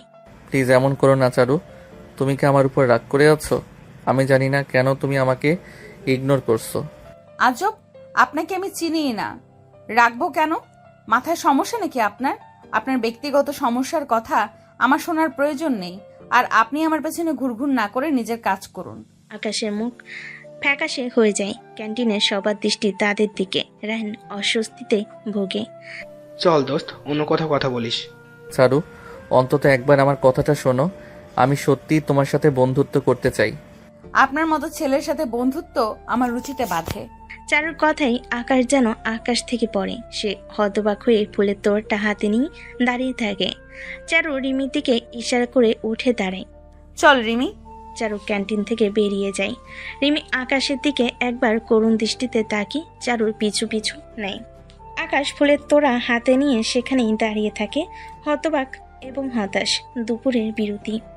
কলেজের করিডোরে তখন শিক্ষার্থীদের ভিড়ে সমাগম করছে। চারু তার বন্ধুদের সাথে হাসি ঠাট্টা করতে করতে হাঁটছে। তার হাসি যেন সবার নজর কাড়ছে। আকাশ আগে থেকে করিডোরে চারুর জন্য অপেক্ষা করছিল। তার হাতে এবার একটি ছোট্ট গিফটের প্যাকেট, হয়তো কোনো দামি পারফিউম বা গহনা। আকাশ চারুকে দেখতে পেয়ে দ্রুত তার দিকে এগিয়ে যায়। চারু, প্লিজ দাঁড়াও। চারু তার বন্ধুদের সাথে কথা বলতে বলতে আকাশকে পাশ কাটিয়ে যায়, যেন শুনতেই পায়নি। চারু, আমি তোমার জন্য কিছু এনেছি। চারু এবার থমকে দাঁড়ায়। তার বন্ধুরা উৎসুক চোখে তাকায়। চারু ধীরে ধীরে আকাশের দিকে ঘোরে। তার চোখে কোনো আবেগ নেই। কি চান আপনি? এটা তোমার জন্য, প্লিজ নাও। আমি জানি তুমি হয়তো আমার উপর বিরক্ত, কিন্তু আপনার জিনিস আমার দরকার নেই। আমি কোনো ভিক্ষা চাই না। আকাশের হাত থেকে গিফটের প্যাকেটটা প্রায় পড়েই যাচ্ছিল। তার মুখ লাল হয়ে ওঠে। তার আত্মসম্মানে এতবার আঘাত পাওয়ার পরেও সে ফুঁসছে না। তার আত্মসম্মানে এতবার আঘাত পাওয়ায় সে রাগে ফুঁসছে, কিন্তু চারুর প্রতি তার আকর্ষণ তাকে থামিয়ে রেখেছে। চারু, কেন এমন করছো? তুমি কেন আমাকে পছন্দ করছো না? আমি তো তোমার জন্য সব করতে রাজি। সব? আপনি সব করতে রাজি? আপনি কি জানেন আমার কি দরকার? আপনার মতো একটা স্বার্থপর অহংকারী মানুষের আমার জীবনে কোনো প্রয়োজন নেই। চারুর কথায় আকাশ আরও বেশি আহত হয়। তার চোখে জল এসে যায়, কিন্তু সে নিজেকে সামলে নেয়। আমি স্বার্থপর নই চারু, আমি তোমাকে ভালোবাসি। ভালোবাসা? আপনার মতো মানুষের ভালোবাসা? আমার হাসি পায়। আপনি এখন যান, আমার আর কোনো কথা নেই। বুঝি না তুমি এসব কেন বলো। কি সমস্যা চারু? চারু ঘুরে দাঁড়ায় এবং বন্ধুদের সাথে হেঁটে চলে যায়। আকাশ হতভম্ব হয়ে সেখানেই দাঁড়িয়ে থাকে। তার হাতে গিফটের প্যাকেটটা, যা এখন তার কাছে বোঝা মনে হচ্ছে। রায়হান দূর থেকে সবকিছু দেখছিল। সে এগিয়ে আসে। দোস্ত বাদ দে, মেয়েটা কঠিন। কঠিন? ওর রাগ আমি ভাঙাবই। ও জানে না আমি কি করতে পারি। ওকে আমার কাছে আনতেই হবে। ক্লাস শেষ হয়েছে। চারু তার বইপত্র গুছিয়ে ব্যাগে নিচ্ছে। রিমি তার পাশে দাঁড়িয়ে আছে। অন্য ছাত্রছাত্রীরা ক্লাসরুম থেকে বেরিয়ে যাচ্ছে। হঠাৎ আকাশ ক্লাসরুমে দরজার সামনে এসে দাঁড়ায়। তার হাতে একটি গিটার। সে খুব আবেগপ্রবণ সুরে একটি রোমান্টিক গান গাইতে শুরু করে। তার কণ্ঠস্বর সারা ক্লাসরুমে ছড়িয়ে পড়ে। ছাত্রছাত্রীরা অবাক হয়ে তাদের দিকে তাকায়। আকাশ গান গাইতে গাইতে চারুর দিকে এগিয়ে আসে। তার চোখে গভীর আবেগ। আধারে তুমি আলো হয়ে এলে, আমার জীবন রাঙিয়ে দিলে। ভালোবাসি শুধু তোমাকে, তুমি ছাড়া আর কিছু চাই না যে। চারু আকাশের দিকে তাকায়। তার মুখে কোনো পরিবর্তন নেই। গান শেষ হলে আকাশ চারুর দিকে গিটারটা নিয়ে এগিয়ে আসে। চারু, এই গানটা তোমার জন্য। আমি জানি তুমি কতটা অভিমানী, কিন্তু বিশ্বাস করো, আমি তোমাকে ছাড়া থাকতে পারবো না। প্লিজ একটা সুযোগ দাও। চারুর চোখে মুখে একরাশ বিরক্তি ফুটে ওঠে। রিমি তার দিকে তাকিয়ে থাকে। আপনি কি আমার ক্লাসমেটদের বিরক্ত করতে এসেছেন? আপনার এই পাগলামি বন্ধ করুন। আমি আপনাকে বারবার বলেছি, আপনার প্রতি আমার কোনো অনুভূতি নেই। আপনার এই আদিক্ষেতা আমার ভালো লাগছে না। কিন্তু চারু, আর যদি কোনো দিন আমার সামনে এমন পাগলামি করেন, তাহলে আমি প্রিন্সিপালের কাছে অভিযোগ করব। আকাশের মুখটা কালো হয়ে যায়। তার চোখে অবিশ্বাস আর অপমান স্পষ্ট। সে দ্রুত সে দ্রুত গিটারটা নামিয়ে রাখে এবং কিছু না বলেই ক্লাসরুম থেকে বেরিয়ে যায়। ছাত্রছাত্রীরা অবাক হয়ে তাদের দিকে তাকিয়ে থাকে। রিমি চারুর দিকে ফিসফিস করে বলে, তুই তো ওকে পুরো শেষ করে দিলি। এটাই তো আমি চাই। ও যত কষ্ট পাবে ততই আমার আপুর আত্মা শান্তি পাবে। প্রতিশোধের প্রথম ধাপ সবে শুরু হলো, ওকে আরো কাঁদাতে হবে। চারুর চোখে প্রতিশোধের আগুন জ্বলছে। সে জানে এই খেলা কঠিন হবে, কিন্তু সে প্রস্তুত।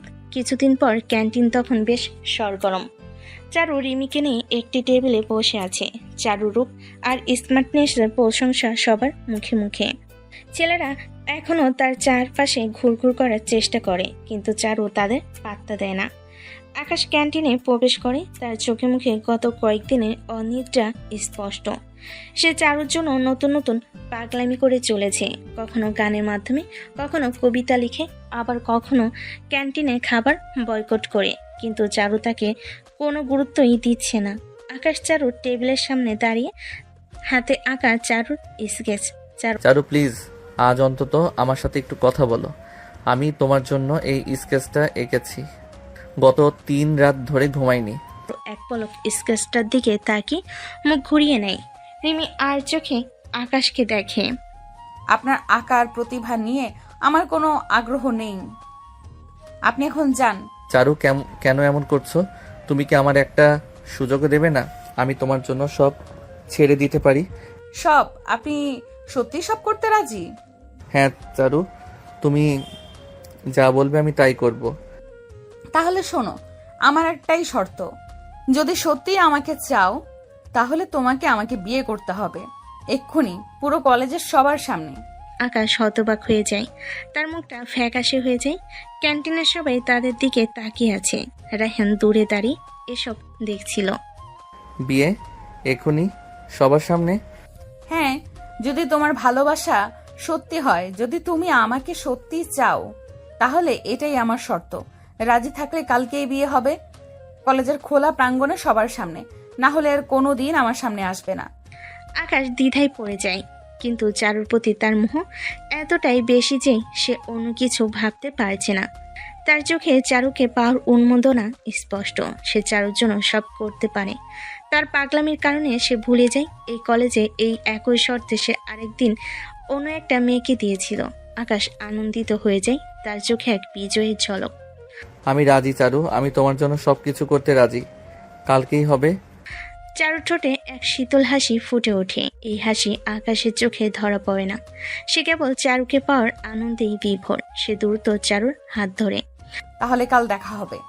চারু উঠে দাঁড়ায় এবং রিমিকে নিয়ে ক্যান্টিন থেকে বেরিয়ে যায়। আকাশ সেখানেই দাঁড়িয়ে থাকে। তার চোখে এক নতুন স্বপ্ন।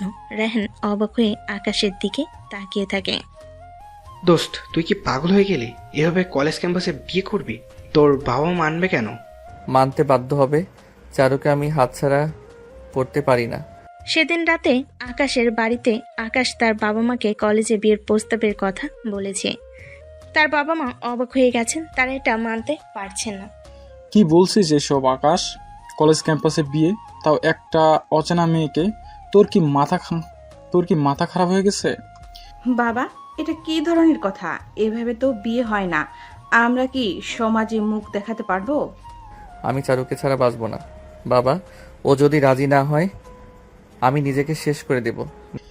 এইরকম বাজে কথা বলবি না। এটা তোর পাগলামি ছাড়া আর কিছুই না। বাবা, তুই কেন এমন করছিস? আমরা তোর জন্য ভালো মেয়ে খুঁজবো। না, আমি শুধু চারুকে চাই। যদি ওকে কাল বিয়ে করতে না পারি তাহলে আর কোনোদিন আমি তোমার মুখ দেখতে আসবো না। আকাশের বাবা মা ছেলের এমন জেদ দেখে ভয় পেয়ে যান। তারা জানেন আকাশ একবার কোনো কিছু জেদ করলে তা না করে ছাড়ে না। ছেলের এমন অবস্থা দেখে তারা নিরুপায় হয়ে পড়েন। ঠিক আছে, তোর যা খুশি কর, কিন্তু এর ফলাফল তোকেই ভোগ করতে হবে। আমার ছেলের যদি কিছু হয়ে যায় বাবা, তুই খুশি থাকলেই আমরা খুশি। আকাশের মুখে বিজয়ের হাসি ফোটে। সে জানে তার কাজটা কঠিন ছিল, কিন্তু চারুকে পাওয়ার জন্য সে যে কোনো কিছু করতে রাজি। পরের দিন দুপুরবেলা কলেজে খোলা প্রাঙ্গণ, বিশাল এক ভিড়। ছাত্রছাত্রী, শিক্ষক, কলেজের কর্মচারী এবং কিছু কৌতূহল মানুষ জড়ো হয়েছে। মাঝখানে একটি ছোট স্টেজ বানানো হয়েছে। তার সামনে লাল গালিচা পাতা সবাই উত্তেজিত হয়ে অপেক্ষা করছে। অধ্যক্ষ ও কিছু শিক্ষক মঞ্চে একপাশে দাঁড়িয়ে আছেন। তাদের মুখে স্পষ্ট বিরক্তি ও অস্বস্তি। আকাশের বাবা বিশাল বড়লোক আর প্রভাবশালী, তাই এসব নাটক তারা না মেনে পারছে না। আকাশ স্যুট পরে তৈরি হয়ে মঞ্চের একপাশে দাঁড়িয়ে আছে। তার মুখে চরম উত্তেজনা আর আনন্দ। পাশে রায়হান, তার মুখটা চিন্তিত। দোস্ত, তুই কি সত্যি সত্যি এটা করছিস? চারুকে দেখিস, ও আজ আমার হবে। ঠিক তখনই চারু প্রবেশ করে। তার পরনে একটি অনিন্দ সুন্দর সাদা রঙের শাড়ি, হালকা সাজ, কিন্তু তার আকর্ষণীয় ব্যক্তিত্বে সে যেন জ্বলজ্বল করছে। তার পাশে রিমি। চারুকে দেখে সবার চোখ ঝলসে যায়। তার আগমন যেন পুরো প্রাঙ্গণকে আলোকিত করে তোলে। চারুর মুখে এক অদ্ভুত হাসি, যা গভীর রহস্যে মরা। চারু ধীরে ধীরে মঞ্চের দিকে হেঁটে আসে। আকাশ তাকে দেখতে পেয়ে মুগ্ধ হয়ে যায়। তার চোখে আর কোনো দিকে তাকানোর ক্ষমতা নেই যেন। চারু, তোমাকে কি সুন্দর লাগছে। চারু মঞ্চে ওঠে। আকাশের মুখোমুখি দাঁড়ায়। তাদের মাঝখানে কলেজের অধ্যক্ষ। তোমরা যা করতে চাইছো তা কলেজ নীতির সম্পূর্ণ পরিপন্থী, কিন্তু যেহেতু তোমরা সিদ্ধান্ত নিয়েছ এবং তোমাদের পরিবারও রাজি হয়েছে। অধ্যক্ষ বাধ্য হয়ে বিয়ের প্রক্রিয়া শুরু করেন। একজন কাজী বিয়ে পড়েন। আকাশ আর চারু মালাবদল করে। চারুর চোখে মুখে কোনো আবেগ নেই, কেবল এক ঠান্ডা প্রতিজ্ঞা প্রতিশোধের। আকাশ তার দিকে তাকিয়ে হাসে। আকাশ চারুর দিকে তাকিয়ে ভালোবাসায় ভরা কণ্ঠে বলে, এখন তুমি আমার চারু, আমার স্ত্রী। চারু আকাশের দিকে তাকাই। তার ঠোঁটের কোণে সেই শীতল হাসি। মঞ্চে তখন সবাই হাততালি দিচ্ছে। চারু সবার দিকে তাকিয়ে হাসে, যেন এক গভীর চক্রান্ত সফল হয়েছে। রিমি দূরে দাঁড়িয়ে চারুর দিকে তাকিয়ে থাকে। তার চোখে জল আর তার চোখে ভয় আর বিস্ময়। আকাশ তখনও চারুকে পার আনন্দে আত্মহারা। বাসের ঘরটা ফুলে ফুলে সেজে আছে। মিষ্টির গন্ধে মম করছে চারপাশ। নরম আলোয় আকাশ আর চারু মুখোমুখি বসে আছে। চারু লাজুক চোখে আকাশের দিকে তাকাচ্ছে। নতুন বইয়ের লাবণ্য আর স্নিগ্ধতা তার সারা মুখে। তাদের চোখে নতুন জীবনের স্বপ্ন, বুক ভরা ভালোবাসা। চারু, বিশ্বাস করতে পারছি না তুমি আজ আমার। মনে হচ্ছে কোনো স্বপ্নের মধ্যে আছি। আমিও আকাশ, খুব ভয় পাচ্ছিলাম যদি কিছু ভুল হয়ে যায়। ভুল? তোমার মতো সুন্দর একটা মেয়ে আমার জীবনে এসেছে, এর চেয়ে বড় সত্যি আর কি হতে পারে। তুমি যেন চাঁদ হয়ে এসেছো আমার আধার ঘরে, আলো করে দিয়েছো আমার জীবন। আকাশ ধীরে ধীরে চারুর কাছে আসে। চারুর হাত নিজের হাতের মুঠোয় নিয়ে তার কপালে আলতো করে চুমু খায়। বাদ্যের মৃদু শব্দ তখনও বাইরে থেকে ভেসে আসছে। ধীরে ধীরে আকাশ চারুর চুলে হাত বোলায়। চারুর চোখ বন্ধ করে আকাশের স্পর্শ অনুভব করে। দুজনের চোখে তখন শুধু একে অপরের জন্য ভালোবাসা আর নির্ভরতা। তারা একে অপরের বাহুতে আশ্রয় নেয়, যেন এই মুহূর্তটা কখনো শেষ না হয়। রাতের গভীরতা বাড়ে আর ভালোবাসার উষ্ণতায় ভরে ওঠে তাদের ছোট্ট জগৎ। তাদের রোমাঞ্চ শুরু হয়, সাথে নতুন জীবনের এক মধুর সূচনা করে, যেখানে শুধু দুজনের নিঃশ্বাস আর হৃদস্পন্দনের শব্দ শোনা যায়। পরের দিন সকালে ঘরের জানালা দিয়ে ভোরের আবছা আলো আসছে। আকাশ ঘুম থেকে উঠে। তার মুখে গত রাতের সুখের রেশ। চারু তখনও ঘুমাচ্ছে।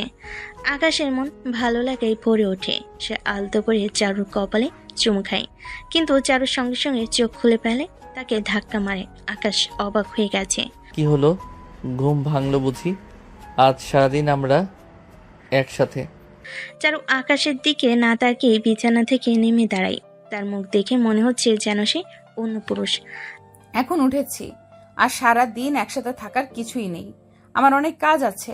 আকাশ অবাক হয়ে চারুর দিকে তাকিয়ে থাকে। এই চারু তার অচেনা, এমন ব্যবহার করছে কেন? আর তাকে তো কেউ কাজের কথাও বলেনি। করলে করবে, তার জন্য এমনভাবে আচরণ বা কেন করবে? আকাশে তো অবাক হয়ে যায় যে তাড়াতাড়ি উঠে চারুর সামনে আসে। কি বলছো তুমি? এমন করছো কেন?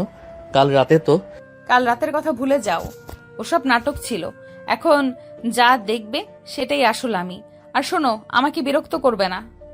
চারু দ্রুত পায়ে ঘর থেকে বেরিয়ে যায়। আকাশ হতভম্ব হয়ে দাঁড়িয়ে থাকে। তার কাছে মনে হচ্ছে সে যেন কোনো দুঃস্বপ্ন দেখছে। সে বিছানায় বসে পড়ে। নিজেকে চিমটি কেটে নিশ্চিত হতে চায় সে জগতে আছে কিনা, সে জেগে আছে কিনা। কিছুক্ষণ পর ড্রয়িং রুমে সকালের জলখাবারের টেবিলে আকাশের বাবা মা চিন্তিত মুখে বসে আছেন। চারু এসে কোনোরকম কোনো কথা বা ভদ্রতা না দেখি একটা চেয়ার টেনে বসে পড়ে, মোবাইল ঘাঁটতে শুরু করে। আরে বৌমা, ওঠো। কাল রাতে নিশ্চয়ই খুব ক্লান্ত হয়েছ, বিশ্রাম নিতে পারতে। তোমার জন্য পছন্দের আলু পরোটা বানিয়েছি। চারু মোবাইল থেকে চোখ না তুলে এক তীব্র বিরক্তি নিয়ে বলে, আমার খাবার আমিই বানাতে পারবো।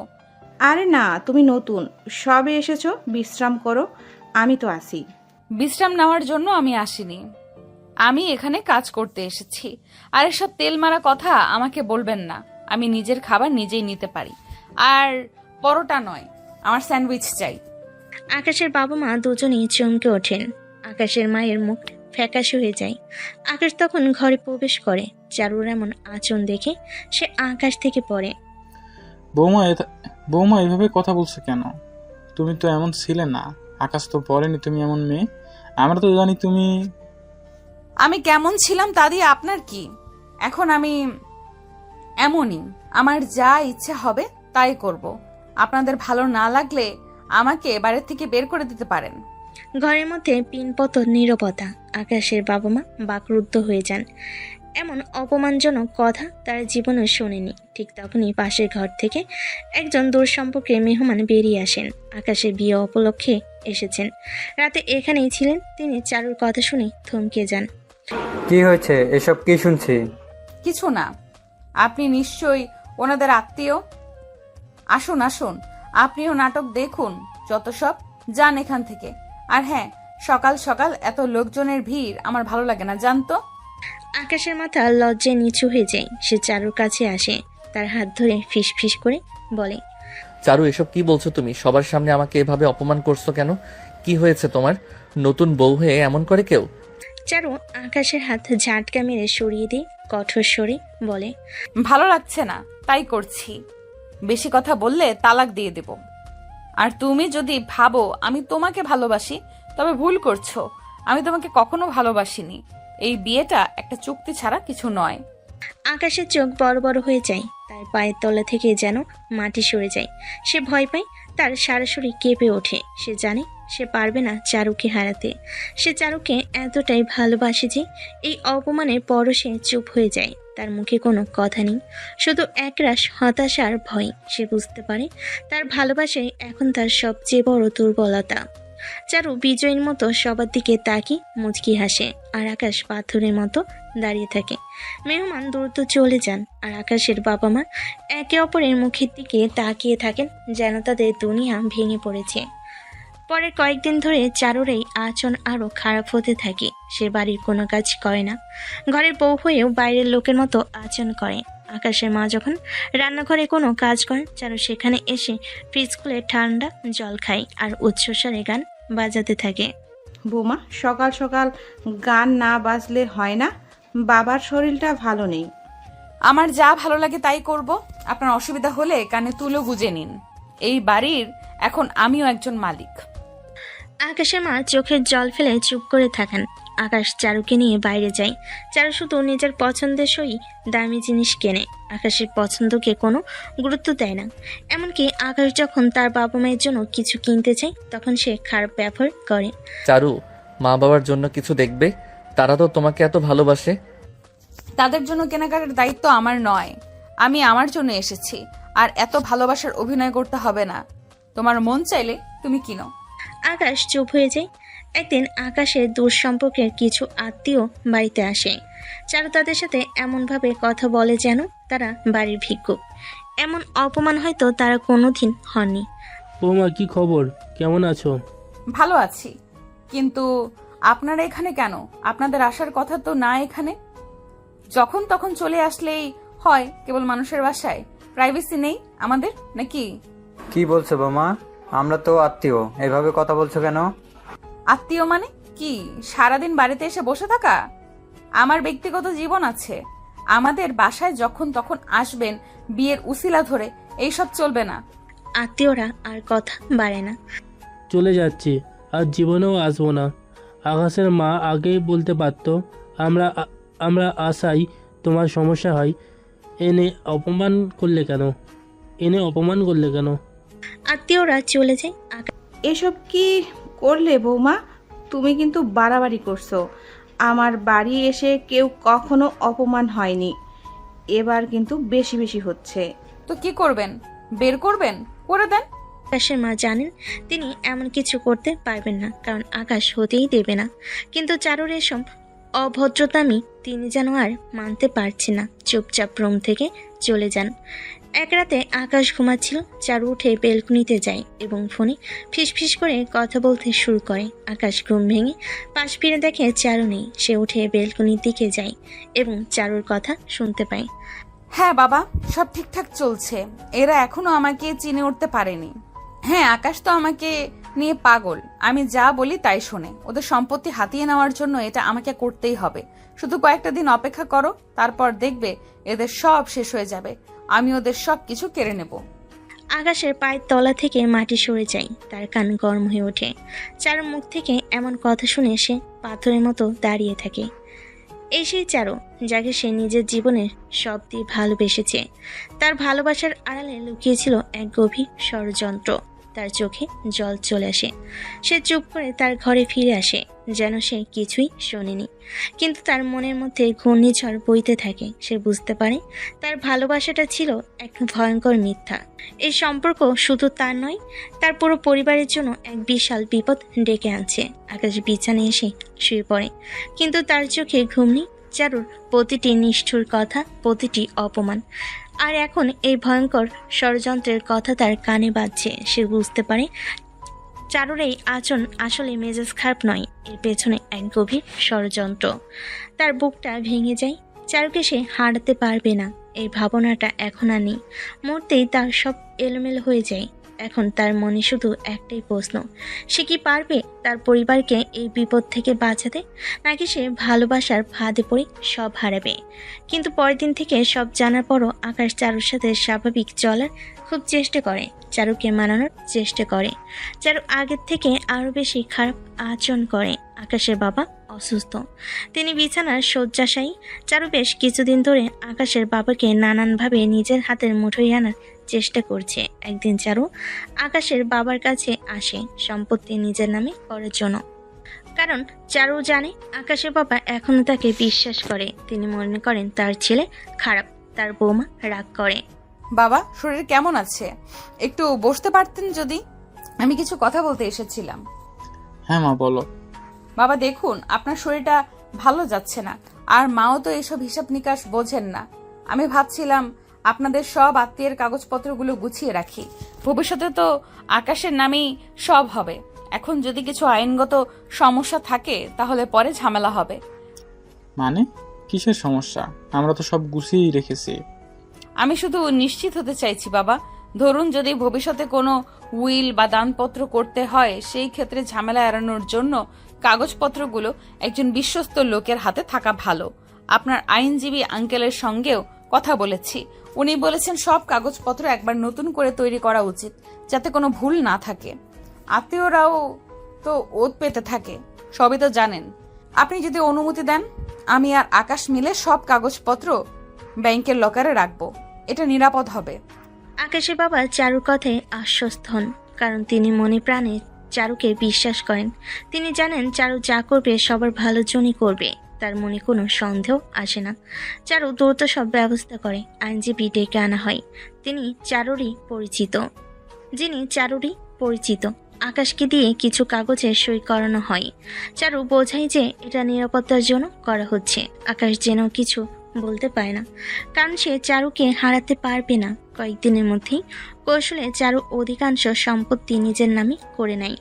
সম্পত্তি দখলের পর চারুর আচরণে আরো পরিবর্তন আসে। সে আরো বেশি উগ্র, বেপরোয়া হয়ে ওঠে। একদিন রাতের খাবার টেবিলে চারু ইচ্ছাকৃতভাবে আকাশে মায়ের বানানো খাবারে খুঁত ধরতে শুরু করে। চারু খাবারের প্লেট ঠেলে সরিয়ে দিয়ে রেগে বলে ওঠে, উফ, কি বিচ্ছিরি রান্না! রোজ রোজ পচা খাবার খেতে আর ভালো লাগে না। মা, আপনি কি রান্না করা ভুলেই গেছেন নাকি? বৌমা, কি বলছো? আমি তো তোমার পছন্দের মাছের ঝোল করেছি। পছন্দ? আপনার রুচি কবে থেকে আমার পছন্দের সাথে মিলল? এসব পচা জিনিস আমি খেতে পারবো না। চারু, এইটা কি ধরনের ব্যবহার? মা কত কষ্ট করে রান্না করেছে। তুমি কেন এমন করছো? কয়েক মাস ধরে তোমার এই ব্যবহারে সবাই অতিষ্ঠ হয়ে গেছে। হয়তো কেউ কিছু বলে না, কিন্তু আমি আর সহ্য করতে পারছি না। এমন করছি কেন করছি জানতে চাও? এমন আমিও সহ্য করতে পারিনি একদিন, এখনো না। মানে পারছি না। মনে আছে নদীর কথা? আকাশ চমকে যায়, তার হাতে ধরা পানির গ্লাস পাই পড়ে যায়। নদীকে তুমি কার সাথে কথা বলছো? ও, নদীকে এখন চেনো না? কি চমৎকার স্মৃতিশক্তি তোমার! সেই নদী যাকে তুমি প্রেমের ফাঁদে ফেলেছিলে, বিয়ে করেছিলে, আর তারপর দিনই কলেজে সকলের সামনে নির্লজ্জের মতো তালাক দিয়েছিলে। আমার বোন বোকা ছিল, তাই সে এই অপমান সইতে না পেরে আত্মহত্যা করেছে। আকাশের সারা শরীর হিম হয়ে যায়, তার কানে তালাকের শব্দটা বজ্রপাতের মতো বাজে। সে জানতো না নদী মারা গেছে। এই সত্যটা তার বুকটা এফর ওফর করে দেয়। চোখের সামনে যেন নদীর ফ্যাকাশে মুখটা ভেসে ওঠে। সে তখন হয়তো রাগে ওসব করেছিল, কিন্তু সত্যি চায়নি নদী এর জন্যই মারা যাক। নদী? হ্যাঁ, আমি সেই নদীর বোন। আমি তোমাকে শুধু সেই প্রতিশোধ নেওয়ার জন্যই বিয়ে করেছি আকাশ। তুমি যা করেছো তার জন্য তোমাকে তিলে তিলে মরতে হবে।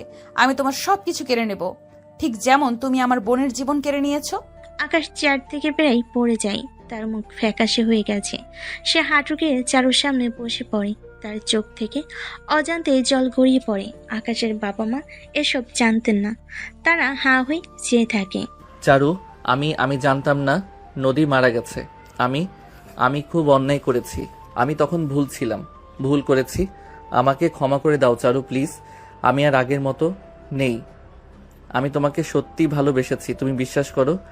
বিশ্বাস? হ্যাঁ, তোমার মতো একজন প্রতারককে আমি বিশ্বাস করব? কখনো না। তোমার এই চোখের জল, এই অনুনয় সব অভিনয়, যেমনটা তুমি আমার বোনের সাথে করেছিলে। এখন থেকে তোমার আর তোমার পরিবারের জন্য শুরু হবে আসল নরক। আকাশের বাবা মা হতবাক হয়ে বসে থাকেন। তাদের ছেলের অতীত আর চারুর প্রতিশোধের আগুন দেখে তারা পাথরের মতো নিশ্চল হয়ে যায়। এই ঘটনার পর চারুর অত্যাচার আরো তীব্র হয়ে ওঠে। সে আকাশ আর তার পরিবারকে মানসিক ও শারীরিকভাবে নির্যাতন শুরু করে। আকাশের বাবা গুরুতর অসুস্থ, কিন্তু চারু তাদের খাবারে কষ্ট দেওয়া শুরু করে। বাজারে সবচেয়ে সস্তা চাল ডাল আর সবজি কিনে আনে। আকাশের মা চারুকে অনুরোধ করে, বৌমা, বাবার জন্য অন্তত একটু ভালো খাবার আনো। আমি কি ডাক্তার নাকি যেই সব বুঝবো? যা আছে তাই খেতে হবে, ভালো না লাগলে উপোস করুন। চারু প্রতিনিয়ত আকাশের বাবা মাকে কথা দিয়ে খোঁজা দেয়, অপমান করে। তাদের আত্মীয় স্বজনের সামনে আকাশকে নিয়ে কটু কথা বলে। আকাশকে সে তার বিছানায়ও শুতে দেয় না, তাকে অন্য ঘরে ঘুমাতে বাধ্য করে।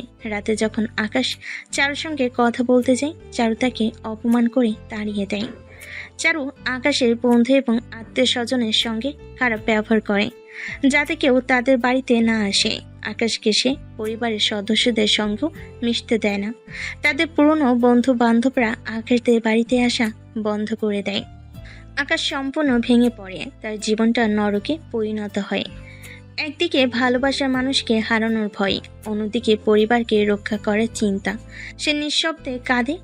নদীর সাথে করা অন্যের এত বড় খেরসারত দিতে হবে সে ভাবতেই পারেনি। সে নিজেকেই নিজে প্রশ্ন করে, আমি কি সত্যি এতটা খারাপ ছিলাম? আমার ভালোবাসা কি এতই অর্থহীন? প্রতিশোধের এই আগুন চারুকে আরো ভয়ানক করে তোলে।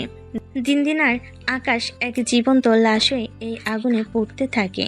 সে অসহায়ভাবে চারুর অত্যাচার সহ্য করে, কারণ তার পরিবারকে বাঁচাতে হবে, আবার চারুকেও হারাতে পারবে না। এভাবেই চলতে থাকে। আকাশ ভেবে পায় না কিভাবে সব ঠিক করবে। সেদিন সন্ধ্যায় চারু বাইরে পার্টি করে আসে, কিন্তু তার মন খারাপ। সে নদীর ব্যাপারটা মানতেই পারছে না। তার উপর না চাইতেও সবার সাথে খারাপ আচরণ করতে হচ্ছে। বাসে এসে ওর শরীর খারাপ হতে থাকে, প্রচণ্ড জ্বর আসে। কিছুক্ষণ পর মাথা ঘুরে পড়ে যায়। চোখ খুলে দেখে চারু বিছানায় শুয়ে আছে, গায়ে কাঁথা, তার কপালে ভেজা তোয়ালে রাখা। আকাশ পাশে বসে আছে, চারুর মাথায় হাত বুলিয়ে দিচ্ছে এবং মাঝে মাঝে কপালে হাত দিয়ে জ্বর দেখছে। ঘরের আলো মৃদু। ততক্ষণে ভোর হয়ে গেছে প্রায়। জ্বরটা মনে হচ্ছে একটু কমেছে। চারু, রুমে এসে দেখলাম পড়ে আছো, প্রচন্ড জ্বর। তুমি ঠিক আছো? শ্বাস নিতে কষ্ট হচ্ছে না তো? চারু অবাক হয়ে চেয়ে থাকে। যাকে সে এত অবহেলা করলো, কষ্ট দিল, সে তাকে সেবা করেছে, তাও সারা রাত জেগে। চারু খারাপ আচরণ করতে গিয়েও নিজেকে সামলে নেয়। না, একটু ভালো লাগছে, কিন্তু শরীরটা কেমন ম্যাচ ম্যাচ করছে। জানি, একটু আগে ওষুধ খাইয়েছি। এবার একটু ঘুমানোর চেষ্টা করো, আমি এখানেই আছি। তুমিও ঘুমাওনি মনে হয়, অফিস আছে না? আমার ঘুম এখন উড়ো উড়ো। তোমাকে সুস্থ দেখাটাই আমার জন্য সব। এখন চিন্তা করো না। আকাশ উঠে গিয়ে একটি গ্লাসে পানি নিয়ে আসে এবং চারুকে দেয়। চারু অল্প অল্প করে পানি খায়। থ্যাঙ্কস। এত যত্ন করছো কেন তুমি আমার? এত কিছু করার পরেও আমার তো বিশ্বাসই হচ্ছে না তোমার রাগ নেই আমার উপর। কেন বিশ্বাস হচ্ছে না কেন? আমি তোমার বন্ধু নই? স্বামীর মর্যাদা না দাও বন্ধু তো ভাবতে পারো। আর অসুস্থ বন্ধুর পাশে থাকবো না, এটা হয় নাকি? বন্ধু? কিন্তু আগে তো কখনো এত কাছে আসোনি। আমি তো সবসময় দূরত্ব রাখতেই চেয়েছি, তুমিও। আমি আগেও তোমার যত্ন নিতে চেয়েছি, কিন্তু তুমি সুযোগ দাওনি। তোমার রাগ অভিমান আমাকে কাছে আসতে দেয়। আমার রাগ? হ্যাঁ, আমার অনেক রাগ। আমি জানি সব কিছুর ওপর সবার কেমন যেন একটা বৃতৃষ্ণা কাজ করে সব সময়। তুমি কেন করলে নদী আপুর সাথে এটা? কেন করলে? তোমার কারণে বাবা মার সাথেও খারাপ আচরণ করতে হচ্ছে। তোমার রাগ অভিমান আমাকে কাছে আসতে দেয়নি। আমি জানি না চারু তখন আমার কি হয়েছিল। আমি জাস্ট চরের প্রতিশোধ নিতে এটা করেছি। হয়তো সেটা করতে গিয়ে অনেক জুলুম করেছি, কিন্তু বিশ্বাস কর আমি চাইনি নদী তার জন্য আত্মহত্যা করুক।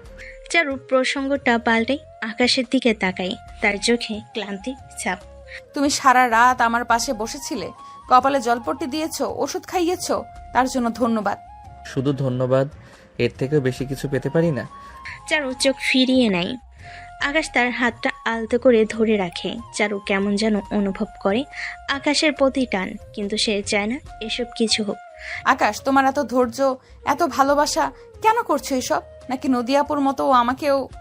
আমি শুধু চাই তুমি ভালো থেকো চারু, শুধু শরীরের দিক দিয়ে নয়, মনের দিক দিয়েও। তোমার মনটা সুস্থ হলে সব রাগ এমনিতেই চলে যাবে। হয়তো যাবে। আগে ভাবতাম কেউ আমাকে ভালোবাসে না, কেউ আমার ভালো চায় না, কিন্তু তুমি সবকিছুই বদলে দিচ্ছ। আমি শুধু চাই তুমি নিজেকে ভালোবাসো আর আমাকেও একটা সুযোগ দাও তোমার পাশে থাকার, সব রাগ অভিমান দূর থেকে একটা নতুন শুরু করার। চারু কিছুক্ষণ চুপ করে থাকে, তারপর আকাশের দিকে তাকিয়ে একটা মৃদু হাসি দেয়। আকাশের মনটা খুশিতে ভরে যায়, কারণ এই প্রথম চারু হেসেছে, মন থেকে হেসেছে। আমি জানি না, কিছু জানি না, ভালো লাগে না, এসব বাদ দাও। ঠিক আছে ইটস ওকে, বাদ দিলাম। এবার একটু ঘুমানোর চেষ্টা করো, আমি আছি। আকাশ চারুর গায়ে কাঁথাটা ঠিক করে দেয়। চারু চোখ বন্ধ করে। আকাশের মুখে একটা তৃপ্তির হাসি। তার মনে হচ্ছে চারু হয়তো স্বাভাবিক হয়ে আসবে, সব ভুলে তাকে আপন করে নেবে। সে তো সেই চেষ্টাই করছে। এদিকে চারুর অসুস্থতা আরও বেড়ে যায়। তাকে হাসপাতালে নেওয়া হয়। চারু হাসপাতালে বিছানায় শুয়ে আছে, তার মুখে দুর্বলতা স্পষ্ট। আকাশ তার পাশে উদ্বিগ্ন মুখে বসে আছে। কিছুক্ষণ পর আকাশের বাবা মা কেবিনে প্রবেশ করেন। আকাশের মা চারুর দিকে স্নেহের দৃষ্টিতে তাকান। চারুর কপালে হাত রেখে বলেন, এখন কেমন লাগছে মা? খুব কষ্ট হচ্ছে? আমি ভালো আছি একটু। আপনারা কেন এসেছেন? বাবাকে তো অসুস্থ দেখাচ্ছে। আরে না মা, আমি ঠিক আছি, তেমন কিছু না। তোর খবর শুনে কি আর না এসে পারা যায়? জানো চারু, তোমার বাবা নিজের অসুস্থ শরীর নিয়েও তোমাকে রক্ত দিতে গেলেন। ডাক্তার যখন বললেন তোমার এ নেগেটিভ রক্ত লাগবে আর পাওয়া যাচ্ছে না, তোমার বাবা আর এক মুহূর্ত দেরি করেনি। আকাশের মার কথা শুনে চারুর চোখ জলে ভরে আসে। সে আকাশের বাবার দিকে তাকায়, তার চোখে অনুতাপ আর কৃতজ্ঞতা। বাবা, আপনি নিজে অসুস্থ হয়েও আমার জন্য কেন করলেন এমন? আমি তো আপনাদের সাথে কত খারাপ ব্যবহার করেছি, কত কটু কথা বলেছি। আরে বোকা মেয়ে, ওসব কথা মনে রাখতে নেই। তুমি এখন আমাদের পরিবারেরই একজন। বিপদে কে কার পাশে দাঁড়াবে যদি আপনজন না দাঁড়ায়? অসুস্থতা তো সবারই আসে, আজ আমার হয়েছে, কাল অন্য কারোর হবে, তাই বলে কি মানুষের পাশে দাঁড়াবো না? ঠিকই তো বলেছে তোমার বাবা, আমরা তো তোমাকে নিজের মেয়ের মতোই দেখি। তুমি যখন অসুস্থ হয়ে পড়লে আমাদের কি কিছু ভালো লাগে? কিন্তু আমি বরাবরই আপনাদের ভুল বুঝেছি। ভেবেছি আপনারাও আকাশের মতো নিষ্ঠুর। আকাশের সাথেও কত ঝগড়া করেছি আপনাদের নিয়ে।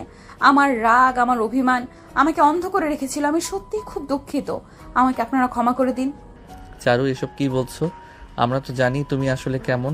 তোমার অভিমানগুলো তোমার মনের কষ্ট থেকে এসেছে। সব কিছুর জন্য তো আমি নিজেই দায়ী। তুমি কখনোই খারাপ ছিলে না, সব আমার দোষ। আরে পাগলি মেয়ে, ক্ষমা চাইতে হয় না। আমরা তো জানি তোর মনটা খুব ভালো। হয়তো পরিবেশ পরিস্থিতির কারণে তোর মধ্যে একটা জেদ তৈরি হয়েছিল, কিন্তু আজ সব ভুল ভেঙে গেছে, তাই না? হ্যাঁ বাবা, সব ভুল ভেঙে গেছে। আমি বুঝলাম আমি কত বড় ভুল করেছি।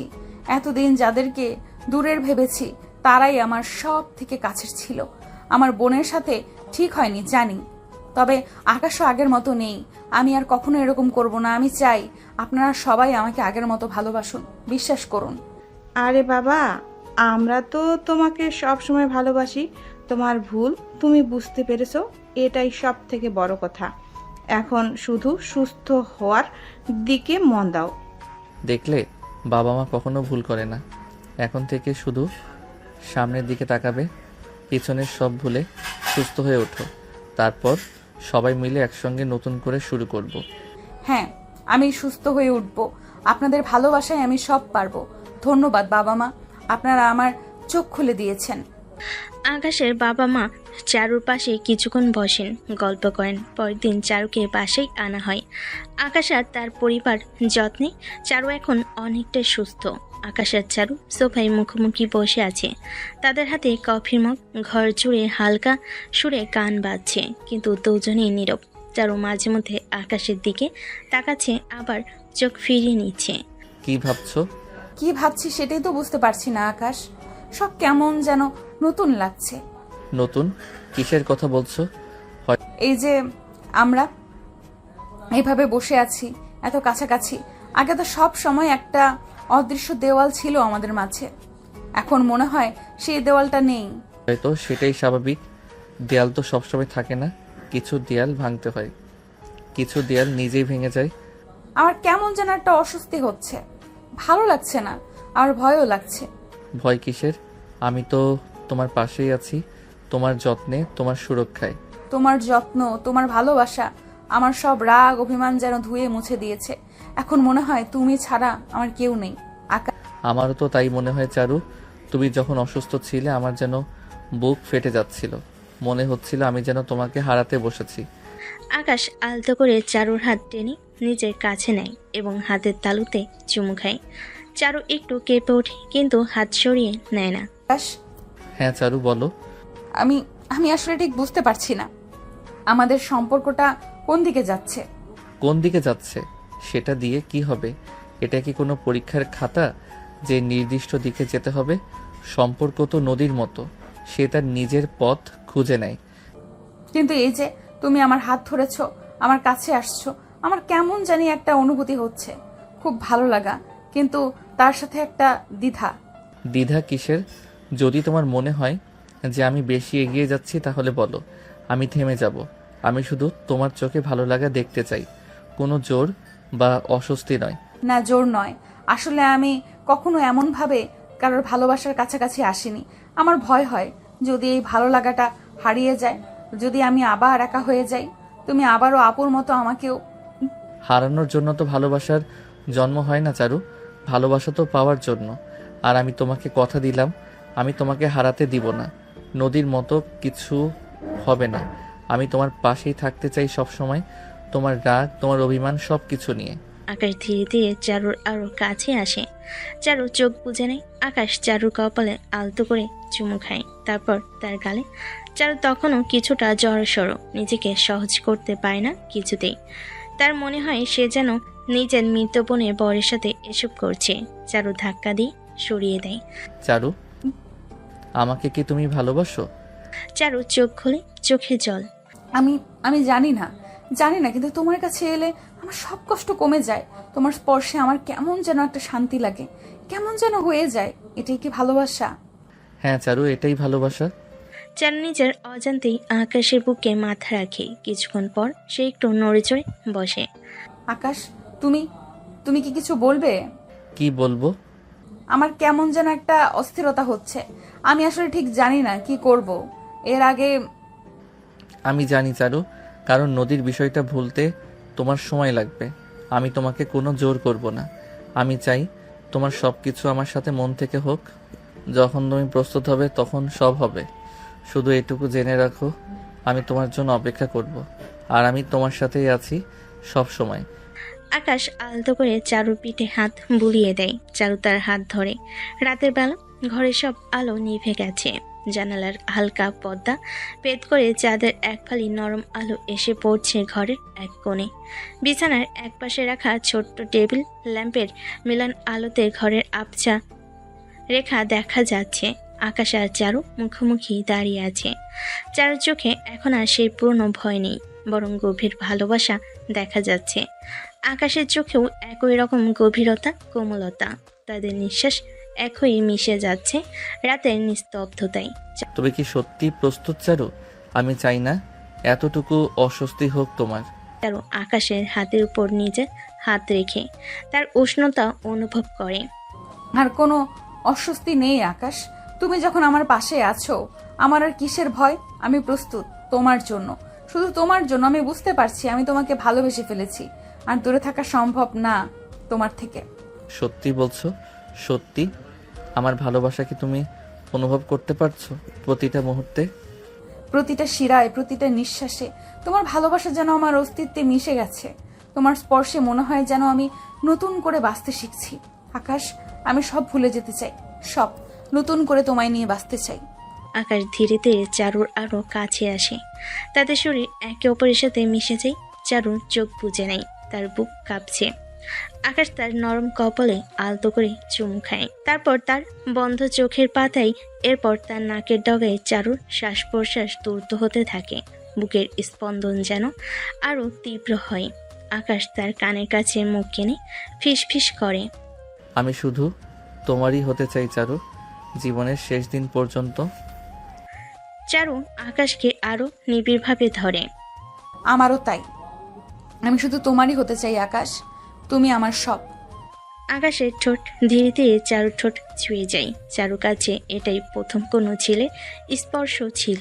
মনে হলো বাতাসও যেন থমকে গেছে। তারপর দুজনে একে অপরকে চুমু দিতে থাকে, যেন দুই আত্মা একে অপরের সাথে মিশে যাচ্ছে। চারু সেই গভীরতায় সাড়া দেয়। সে আকাশের চুল টেনে ধরে নিজের কাছে আনে। তোমার প্রতিটা স্পর্শ আমার তরে সব পাগল করে দিচ্ছে। আমি কখনো ভাবিনি এমন অনুভূতি হতে পারে। আমারও তাই মনে হচ্ছে। এটাই আমার সবচেয়ে সুরক্ষিত আশ্রয়। আকাশ আলতো করে চারু কোমর নিজের দিকে টানে। চারু তার হাত আকাশের গলে রাখে। তার নরম চুলগুলো আকাশের চুলের মধ্যে বিলি কেটে যায়। তাদের শরীর একে অপরের সাথে লেগে যায়। তাদের নিঃশ্বাস এক হয়ে যায়। ঘরের নীরবতা ভেঙে সেই গভীর আবেগে তুমি আমার সব, আমার স্বপ্ন, আমার পৃথিবী। তুমিও আমার পৃথিবী, আমার আকাশ, আমার জীবন। ঘরের নীরবতা ভেঙে দেয় সেই গভীর আবেগের ধ্বনি। আকাশ পরম মমতায় চারুকে কোলে তুলে নেয়।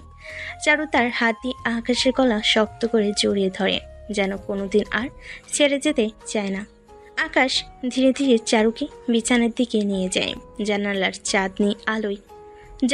চাঁদনি আলোয় তাদের ভালোবাসার প্রতিচ্ছবি যেন আরো উজ্জ্বল হয়ে ওঠে। তাদের চোখ একে অপরের সাথে কথা বলছে। দুজনের পরম আদরে একে অপরের সাথে মিশে যায়, ভুলে যায় পেছনের সব অতীত। আকাশ দুষ্টু হেসে বলে, দুলাভাই এখন বড় হলো, তাই না? চারু হেসে আকাশকে জড়িয়ে ধরে।